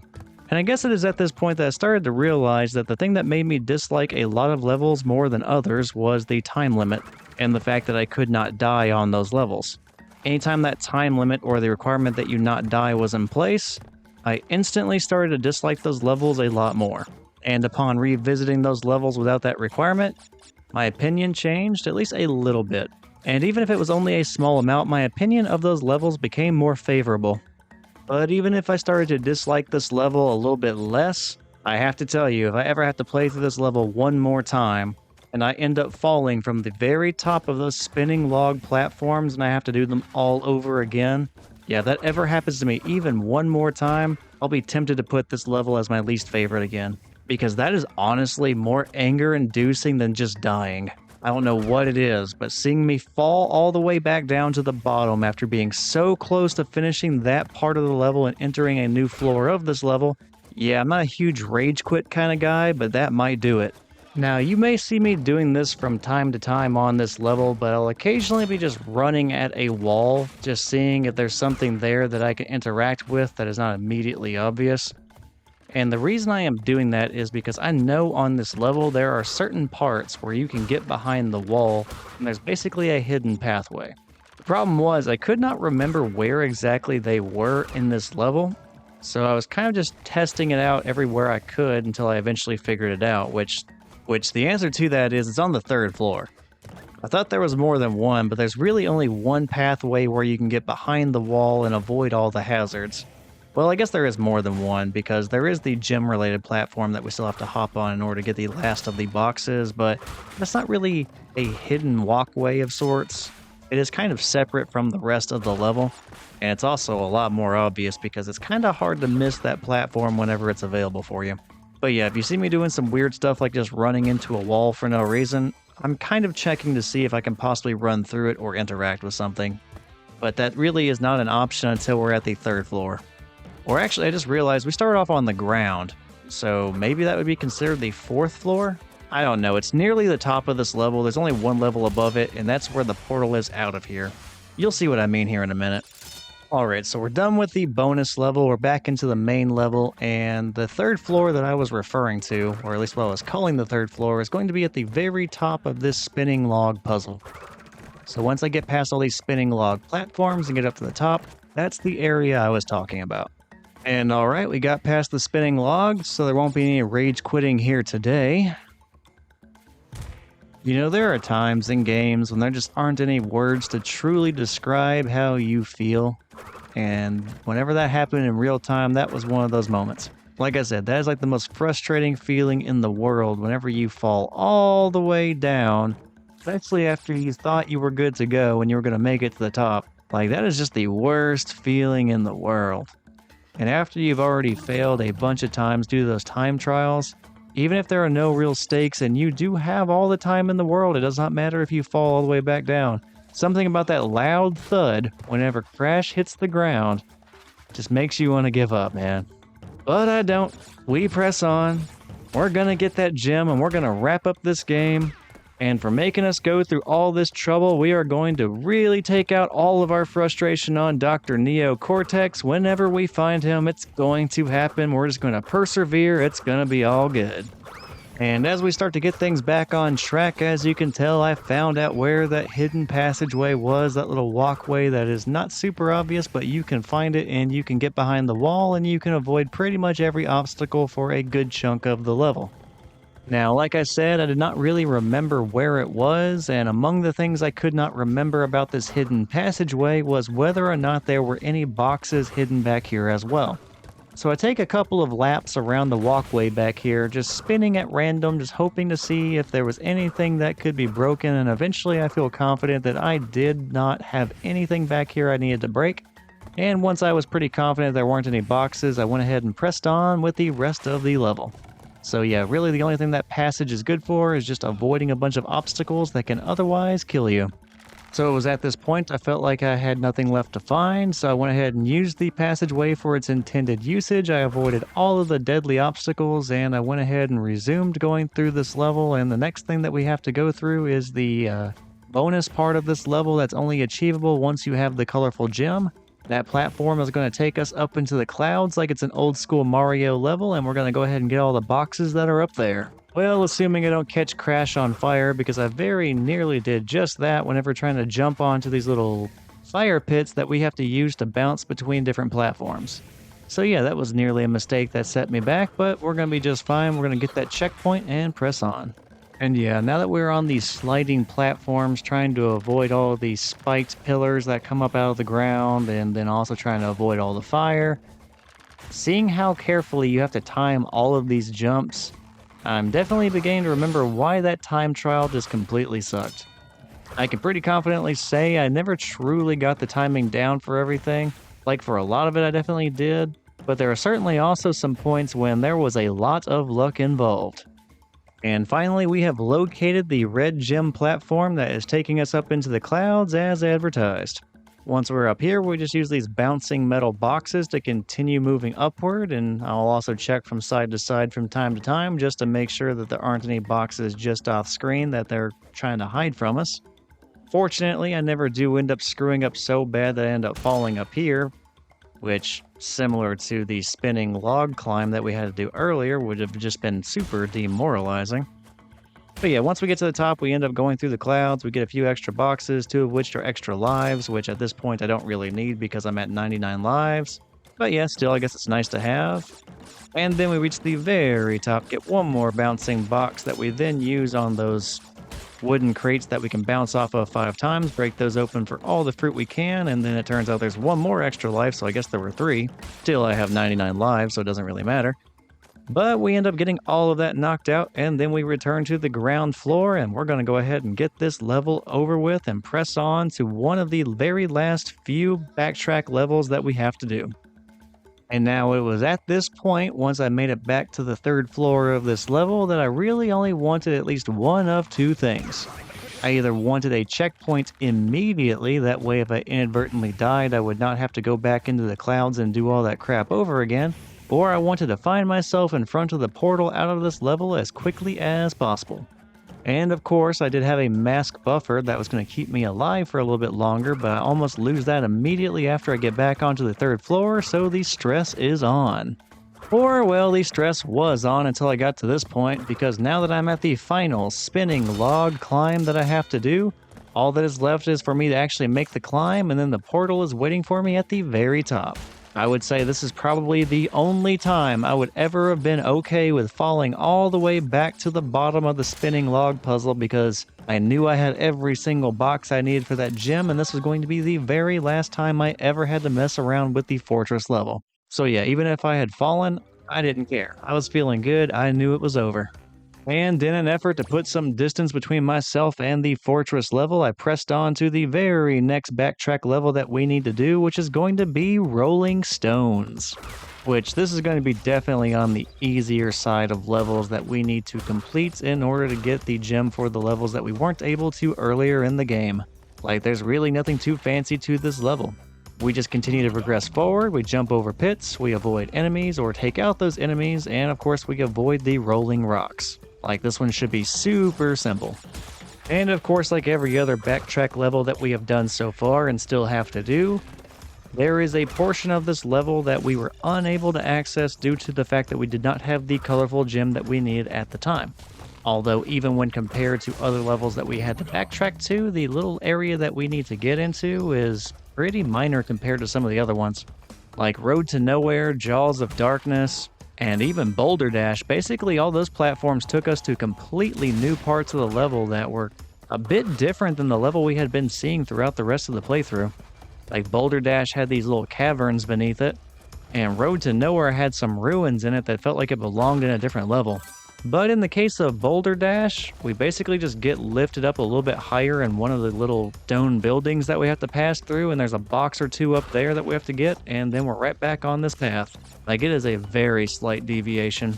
And as I am breezing through this level, I just came to the realization, did I die at all in the previous level?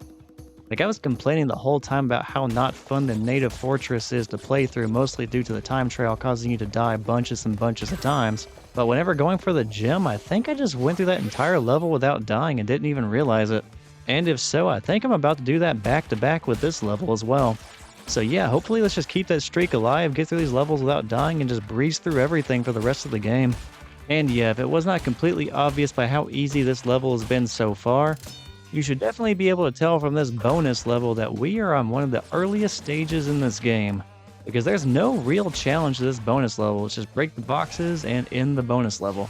I guess that is a plus for using the very last levels in the game to backtrack to first and then make our way back to the beginning of the game. We get all the hard missions out of the way early on, and then we can just have the little easy ones at the very end to just kind of take a break. And I definitely feel like I'm getting a break right now.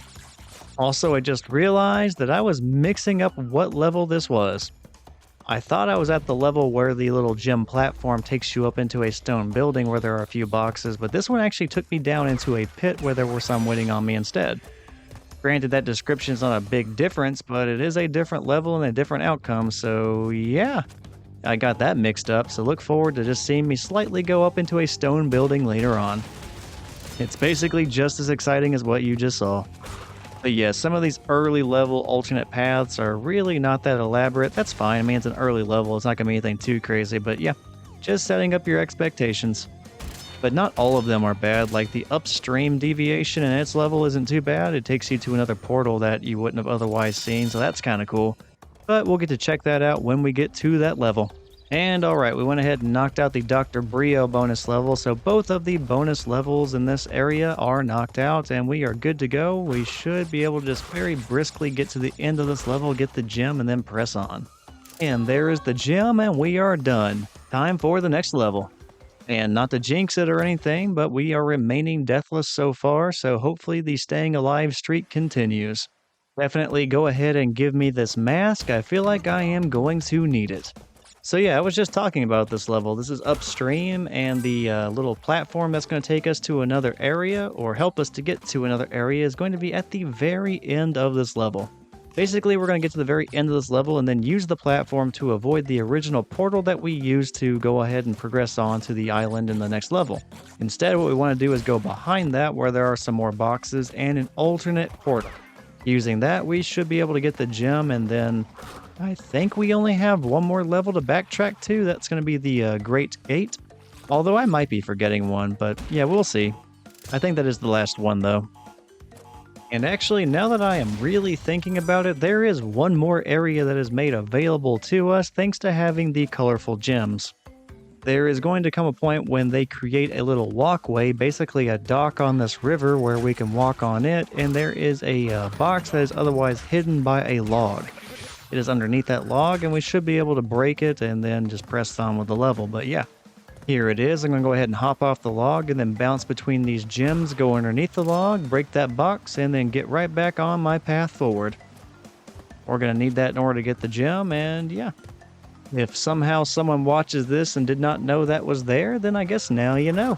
But yeah, we're going to press on. The next thing we have to do is the bonus level for this stage, which with it being an early level bonus area, it should not be too difficult.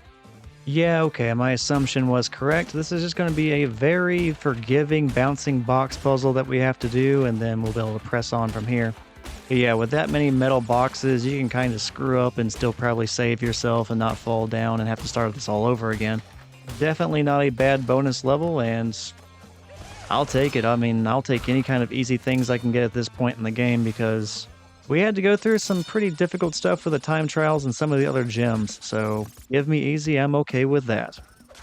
And with that bonus level now over and us having returned back to the main area for this level, we are almost done. Like, we were approaching the very first portal that can get us out of this level. Then all we have to do is not jump into that portal and instead jump onto the gem path that was created for us, and then use that to get behind that portal and then go on to another area where there are some boxes for us to break. I think there are 2 of them. And then use the second portal instead after we pick up the gem. And alright, up here should be the last 2 boxes that we need, and as you can tell, my criticism of the early level deviation areas is definitely not going to apply here. The Upstream level definitely presents a lot more hazards whenever you use those gems to go to the additional area.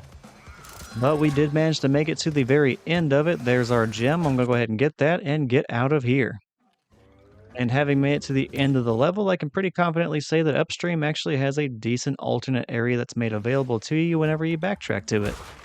So despite being an early level area, the Upstream level can definitely hold this over the heads of other early level stages like, say, Jungle Rollers, where we also have to backtrack to in order to get a gem. And now I'm realizing I said earlier that I think the last one that we have to do is the level The Great Gate.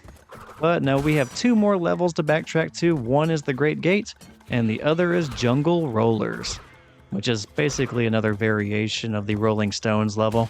And that's probably why I mixed up the alternate areas that we needed to go into for that level. I mean, they are very similar. And speaking of similar levels, we are now at the Great Gate, and you may be noticing at this point that this is another variation of the Native Fortress level, just a earlier stage version of it. So it has some very similar puzzles, hazards, and enemies, and yeah, it's pretty much the same, just a little bit less headache-inducing. And up to this point, I still have not died in a while. We are now 3 stages in on that non-dying streak, so hopefully we can keep it going here and make that 4 levels where I have not died. Like, I know I've recorded all of this already, but I actually don't remember when the next time is that Crash unfortunately loses a life. Which is going to be kind of hilarious if I actually do end up getting through the rest of the game without dying a single time. Like, I was joking about that earlier, but that would be pretty awesome. Now, I'm pretty confident that at some point Crash does end up dying again in this playthrough, but like I said, I don't remember when it happened, so since I don't really remember it, there is always that slight chance that it does not happen at all. And if that's the case, I may end up just steamrolling the rest of the game. which is fine. We're pretty close to the end at this point, so even if we do end up having somehow a deathless run for the rest of the game, I mean, I don't think anyone's going to be complaining. We are pretty close to wrapping everything up. And alright, now we have another early level bonus area, which pretty much means there are going to be barely any hazards here, and what ones there are very unlikely to end up causing you to reset this bonus area. And if you do end up having to reset due to a death in a bonus area like this, I mean, crap happens, and it's definitely happened to me, but that would just be very embarrassing for me at this point. So yeah, we go ahead and breeze through this bonus area and then press on back in the main level and just try to get to the gem unlocked extra area. And then we're going to get the last of the boxes that we need, and then we're really going to press on to the very last of the backtracking levels. And just as I was talking about it, we go ahead and approach the gem platform. It takes us over the portal to an extra area, and of course, there is going to be one more spinning log platform puzzle I have to do. We all know at this point just how much I love spinning these logs and trying to climb up them before they just drop me back down to the bottom and having to do it all over again.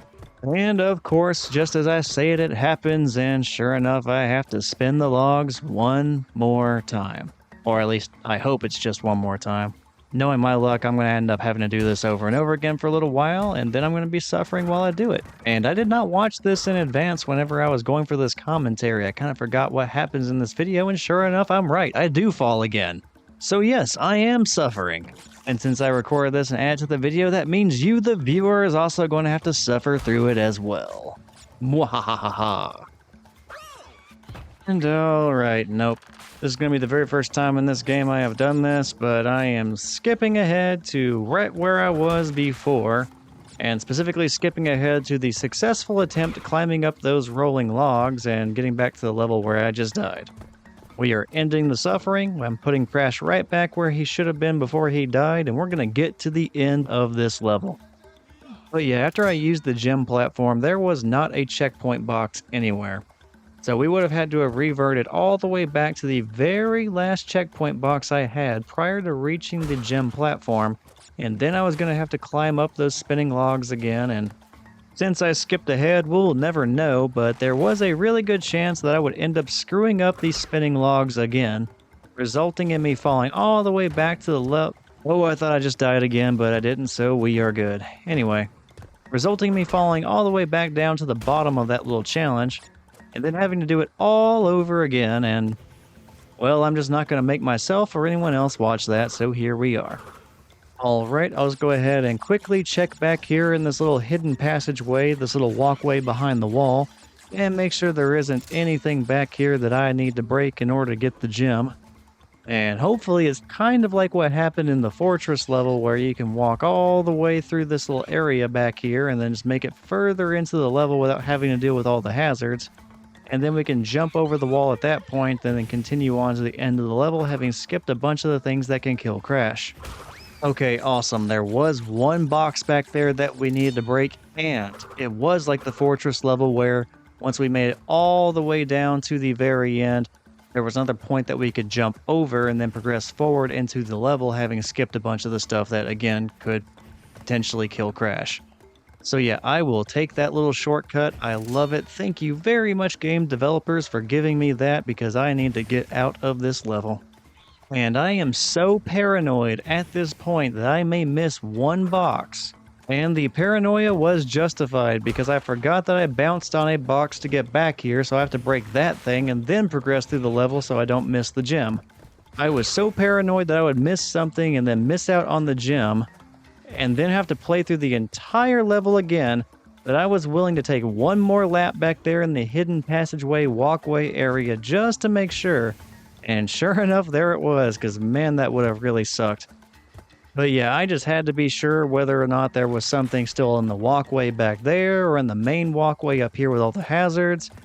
I just wanted to make sure I wasn't missing anything I could potentially break or need to break in order to get the gem. Like, I'm checking it all out. I never want to do this level again. And yeah, I'm really just ragging on this level. It is fun, don't get me wrong, but after a bunch of attempts, being this close to the end, and again, falling so many times on those spinning logs, you just want it to be over with eventually, and that's definitely where I'm at this point. And up here, there it is. That is our shining, glimmering beacon of hope. We've got the gem. We're done with this level. And now there's only one more level we have to backtrack to. And it is substantially easier than what we just did. Oh man, I'm glad that's over. So yeah, let's go ahead and move forward to the easy one. We are going to the jungle rollers. We're getting the very last gem. And then we're going to go ahead and beat up Dr. Cortex and then just roll the credits. Alright, we're moving on to the easy one. We're gonna have fun. It's gonna be awesome.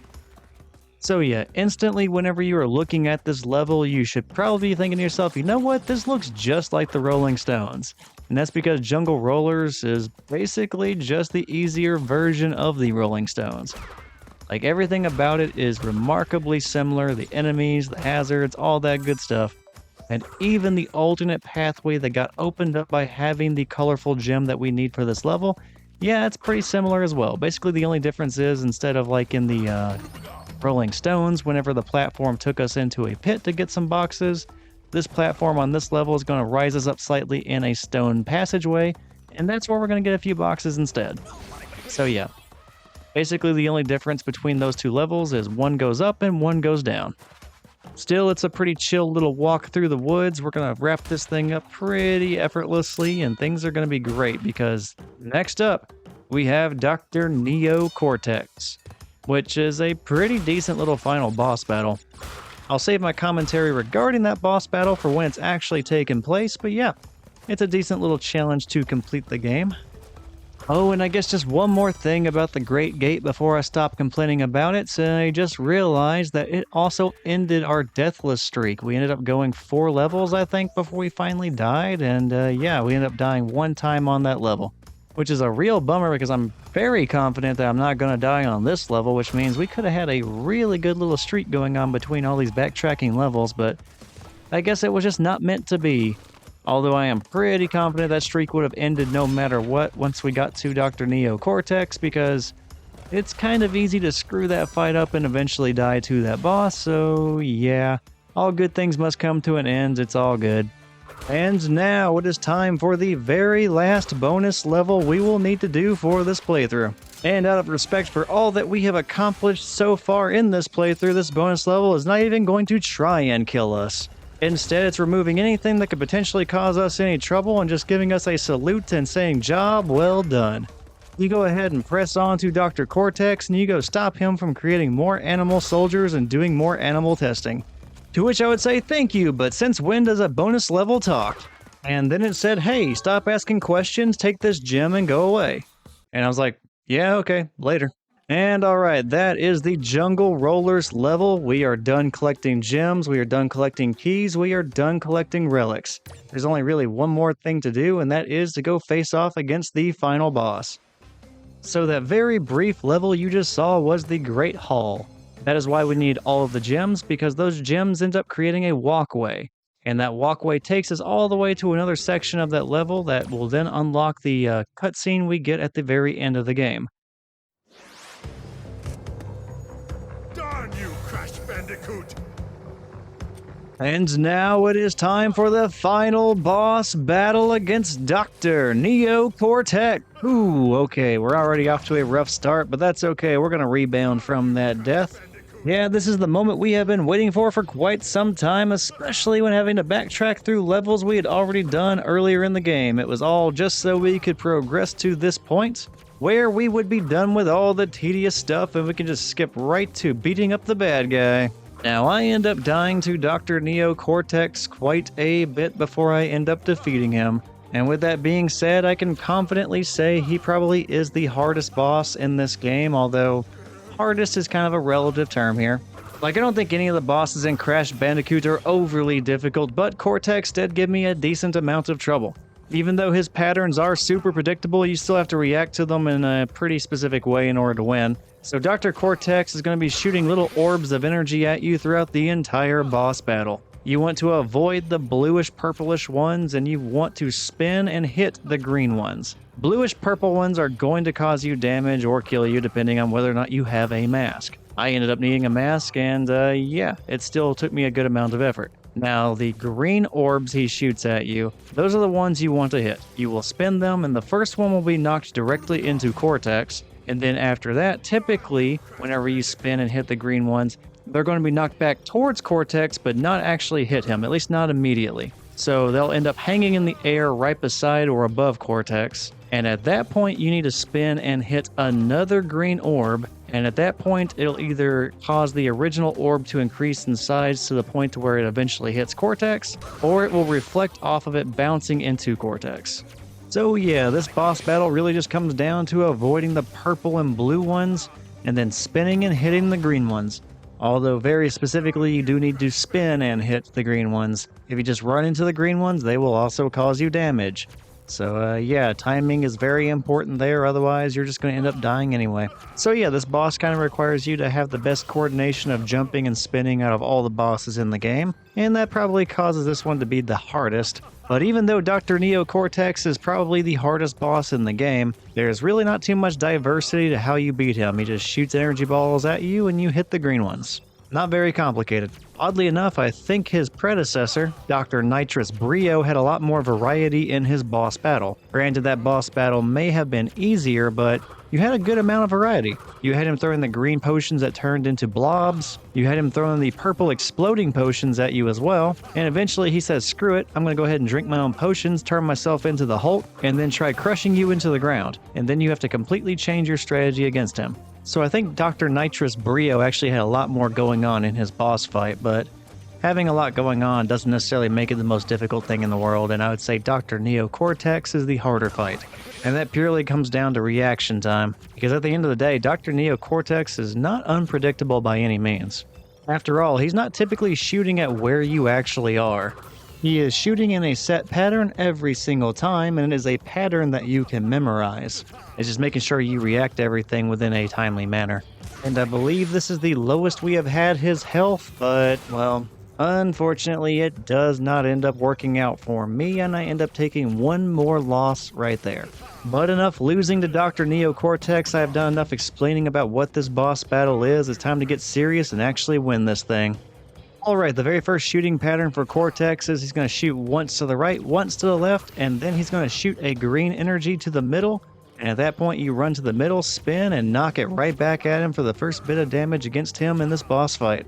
Then the second phase happens. He's going to shoot directly at you once, shoot off screen once, shoot directly at you again, and then shoot off screen 2 more times. All the off-screen shots eventually come back on screen, and they just have little balls of energy levitating at the very bottom of your feet or right above your head. So you have to time your jumps to avoid the bottom ones and also not jump into the top ones. In the midst of all that, Dr. Neo Cortex will start shooting some green energies every now and then. Just do your best to try timing your jumps to where you're in front of that green energy so you can spin and hit it. And this time around, you do need to hit 2 different green energies in order to damage Cortex. And then we are on to Phase 3, which is the phase we are currently doing on screen. And it's a lot like Phase 2, only this time you need to hit 3 green energy balls in order to hit Cortex and then damage him.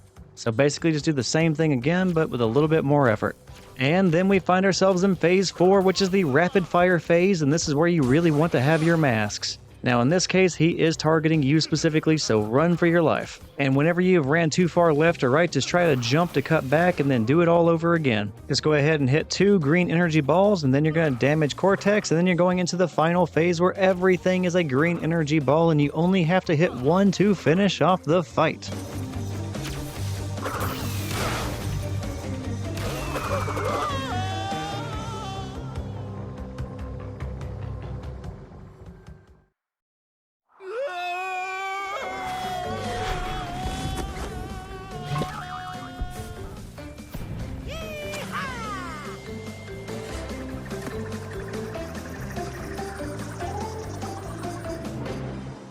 Alright, and we defeated Dr. Neo Cortex, and we got to see the default cutscene from when you defeat him as the final boss, but as we discussed earlier, that is not the only cutscene for beating the game. There is one more in the Great Hall. In order to get to it though, we need to get every single gem and get both of the keys. And of course, throughout the entire playthrough, we have been doing exactly that, and we have everything we need. Once we enter the Great Hall, we do have the gems that are creating something of a walkway for us. They're spaced out a bit, so you do have to jump between them, but they are there. And since we have every single gem in the game, we can reasonably jump between them and just continue to follow their path all the way to the very end of the Great Hall. And once we are there, well, the final cutscene of the game initiates, and then I'll go ahead and roll the credits and we'll wrap this thing up. And we are just a couple of jumps away, so I'll go ahead and exit here. We'll check out the cutscene and I'll talk to you again during the credits.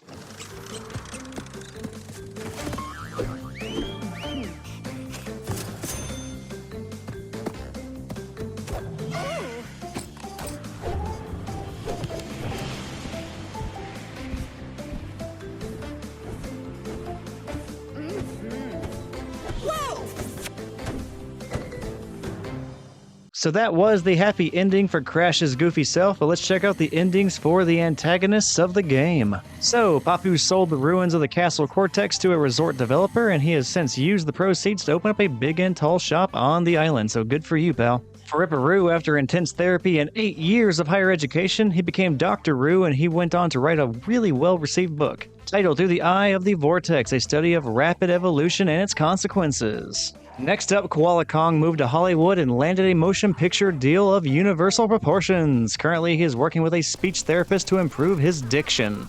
Then, Pinstripe moved to Chicago, where he now owns and operates a citywide sanitation company. He is saving up money for his upcoming gubernatorial campaign.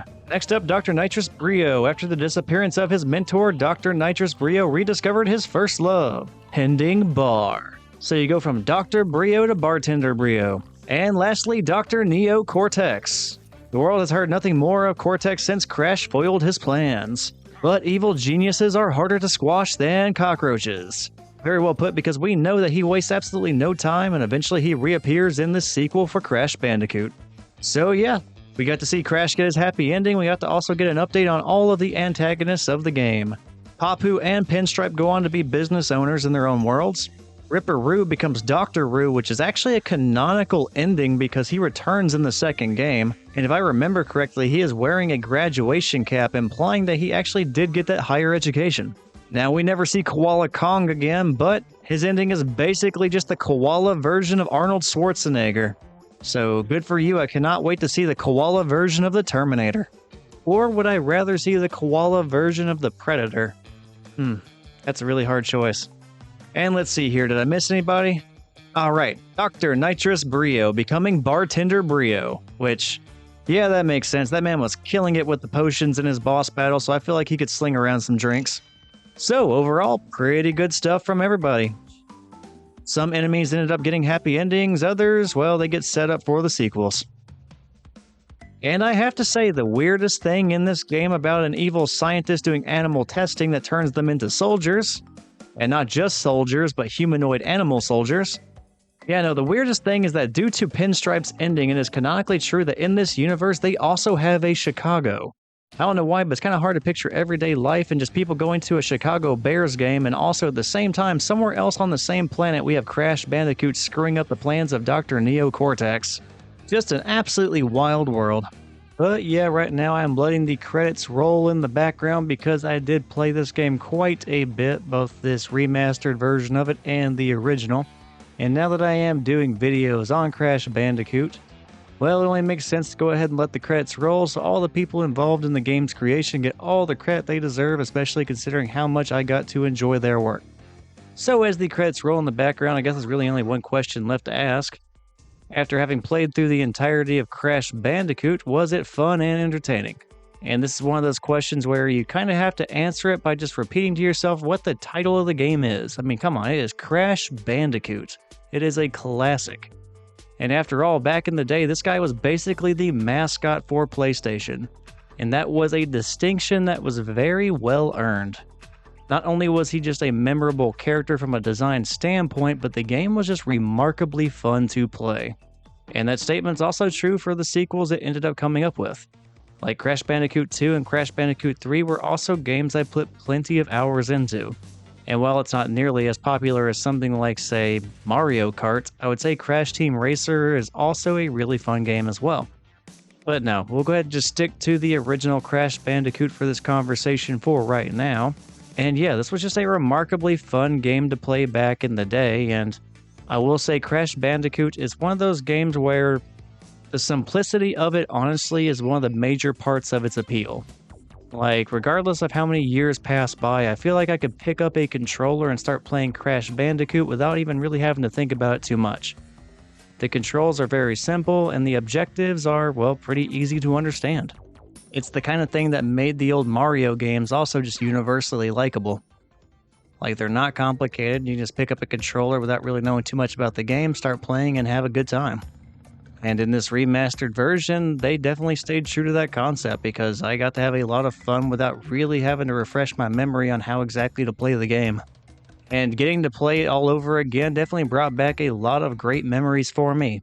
Now granted, I also complained a lot about certain levels, but just ignore the complaints a little bit because I would not be playing through a game I did not enjoy. This was a very fun experience for me, and like I said, brought back a lot of memories from back in the day. And I just could not help but think about how I got introduced to Crash to begin with, because I was basically just really, really young at the time. And I remember, back in the glorious days before the internet and co-oping over the internet, we all basically just had to share one TV whenever you played the game. And if you were especially cheap like my family back in the day, you really didn't have multiple controllers or anything like that either. So more often than not, whenever you were playing through a game like this, and you wanted to get your friends involved, you'd be just taking turns. Every time someone died, you rotated the controller to somebody else, and you just kept doing that rotation until you eventually got through the game or you ran out of lives. And as I was playing through this, I just found myself really thinking about those times, and yeah, it was kind of nice just to remember one of the earliest games I remember myself playing. And despite being a single-player game, it was a video game that I was introduced to by getting to play it with my friends like that. And yeah, that was just a really good memory to kind of revisit. And now all these years later, I got to play it one final time, beat it, and now I'm making videos about it. I don't know, something about that's just really, really cool to me. So at this point, I have knocked out the entirety of the remaster of the original Crash Bandicoot. And that leaves me kind of wondering whether or not I want to play through Crash 2 or Crash 3, because both of those are in the same remaster collection, so I definitely could. And I have been considering that the entire time I've been doing this video, and if I'm being completely honest with myself, I don't really feel the need to go ahead and chase after the sequels for one of these videos. I think I would rather move on to start playing something else instead. I do have a bunch of fond memories when it comes to the sequel Crash Bandicoot games as well, but most of my memories come from this original game. So I'm pretty satisfied with just only doing these videos for the original game, or, well, the remaster of the original. But that does not necessarily mean that I won't ever pick up the sequels for this either. It just means right now I don't really want to, but that could easily change at some point down the road. So who knows, maybe I will eventually get around to those. If I have not already done this, what I intend to do next is to start going through the Resident Evil franchise. What I would like to do is start playing through the remakes of those games, starting off with the remake of Resident Evil 1 that came out sometime during the mid-2000s, and then knock out the remake of Resident Evil 2 and Resident Evil 3, which came out in, recent years. Oh, and Resident Evil 4, I forgot about that. I think that just happened last year. So yeah, I'd like to do all the remakes 1 through 4, and then maybe start also doing Resident Evil 5, 6, and then 7 and 8. Although that is a pretty big commitment. 8 games was definitely no small task, so we will see if I end up going that far with it. But that's kind of where my mind is for right now, and I think that's what I want to do. At the very least, I know I'm going to be doing the remake of the original Resident Evil, so yeah. I think that's going to be the next set of videos that I put out. Well, the next set of videos besides the Combat League stuff that I have for Mortal Kombat 1. Like, I have enough Mortal Kombat 1 online gameplay to last at least another year. So yeah, I would like to add Resident Evil on top of that. And I think that's exactly why I'm a little bit hesitant to say I'm going to do a bunch of Resident Evil games, because I just recently finished the rebooted portion of the Mortal Kombat franchise, and that's just 4 games, and that took me forever. So saying I'm going to do a bunch more games like Resident Evil, I don't know. I don't really want to mentally commit to saying I'm going to do another franchise just yet, even though I would kind of like to go through that entire franchise. In any case, like I said, the remake of Resident Evil 1 should be the very next playthrough that I do. Although I am considering other things like maybe Dead Rising, but we'll see. But enough about my future plans. For right now, this has been my playthrough of the remaster of Crash Bandicoot. It was absolutely an entertaining and fun game to revisit, and I'm very glad that I finally did that. I'm also really glad that I finally got around to actually, commentating on these videos of my gameplay from, like, forever ago. But in any case, I do hope anyone who finds these videos, I hope they also enjoyed the gameplay, or maybe this brought back some memories for them as well. And if you enjoyed this, maybe check out some of the other stuff I have on the Thor's Entertainment channel. While this is the only game I have played so far that would be rated E for everyone, I do have a bunch of other video game gameplay for stuff like Mortal Kombat and also Batman Arkham Knight. Granted, those Batman Arkham Knight videos were some of my earliest ones and not very good, but hey, they're there. And of course, if everything goes according to plan, like I've been describing throughout most of the credits running at this point, I should have other video game gameplay uploaded onto the channel sometime in the very near future. So perhaps you'll enjoy that as well. But yeah, thank you for checking out the video. I hope you enjoyed it. Take care, and maybe I'll see you next time.